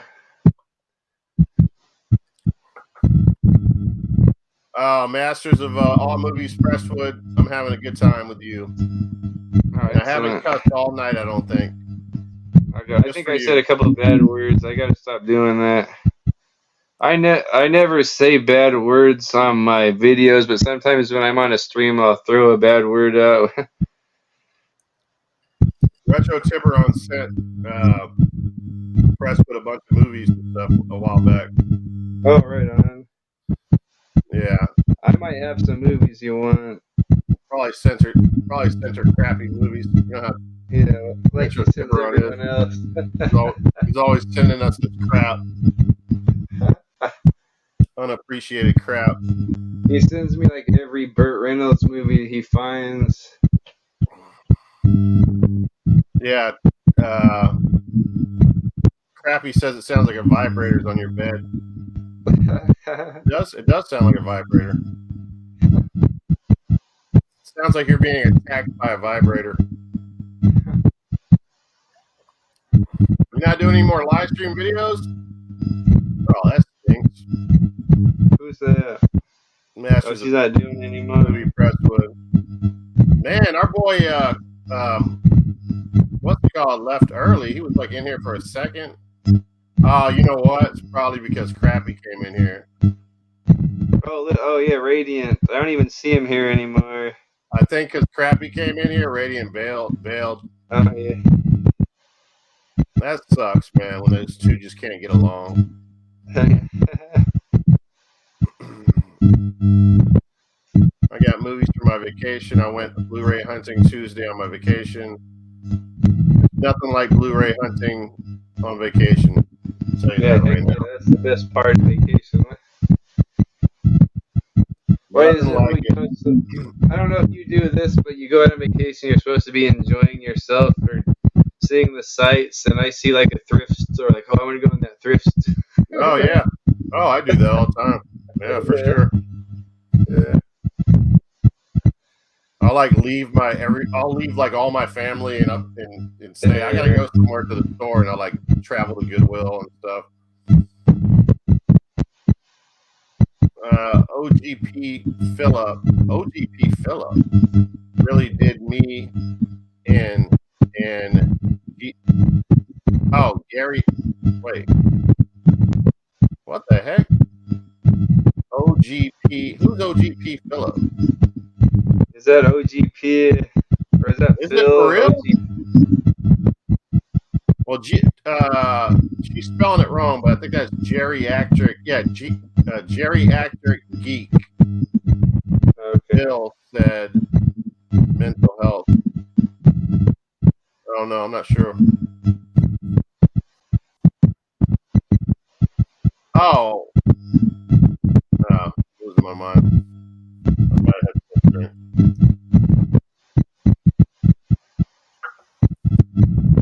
All right, guys. I think we're gonna call it quits. I think we did what we accomplished. That was fun. It was pretty fun. We got in here, did some stuff. Maybe next time we can have more people come. Yeah. We can bring on Crappy next time. We can bring on Crappy and Radiant as a co-host. Both of them. Yeah. Yeah, get them together. And yeah, thank you to Asian Sleepy for stopping by. The Masters of All Movies, Presswood. Thank you for stopping by. Douglas Chipperson, thank you for stopping by. Mikey Garcia. And who else was in here tonight?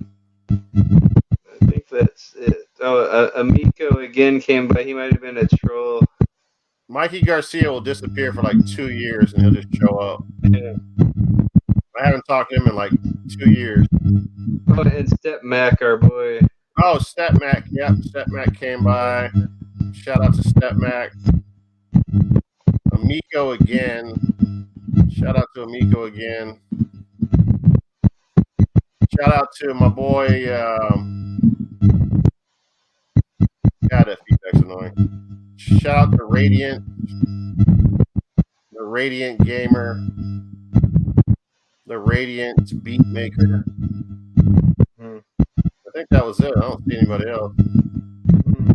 And that'll give me some time to hopefully watch. What am I trying to finish up watching? I can't remember. I ordered all kinds of cool movies off of Amazon. Did you order that Ninja movie? Yeah. Oh, the Ninja movie? Oh, wait, what movie? The one on Vinegar Syndrome. It's called like... Oh, no, I didn't order that one. Did you order it? Yeah. No, I want to order that Undefeatable with Cynthia Rothrock. I love that. I love that one movie. Wasn't that a 4K though? That copy? Yeah. Oh, it was. Okay, I can play it on my Xbox then. Oh yes, yeah. I need to make sure it has a Blu-ray in there because I can't play it. I can't believe that movie's getting released. That movie's like so low budget and notorious. I love that movie. Really? It looks good. It does look good. Yeah. I have to check it out. Yeah. I don't know if you saw the trailer for the other movie that they're the other new movie that they came out with, the CIA movie. Oh, with Lorenzo Lamas? No, it's like a ninja movie with like CIA. Oh, ninja. Yeah. I don't know about that one. Oh yeah. All right, guys, that's it. I'm gonna go play, I guess, some Call of Duty or whatever, and wind down or finish watching a movie and get ready for Sunday. Thank you, Tyler, for showing up and doing the stream with me. And shout out to everybody that came by. And I'll talk to you guys later. Later, Peace everyone. out. Later, guys. Later. Peace.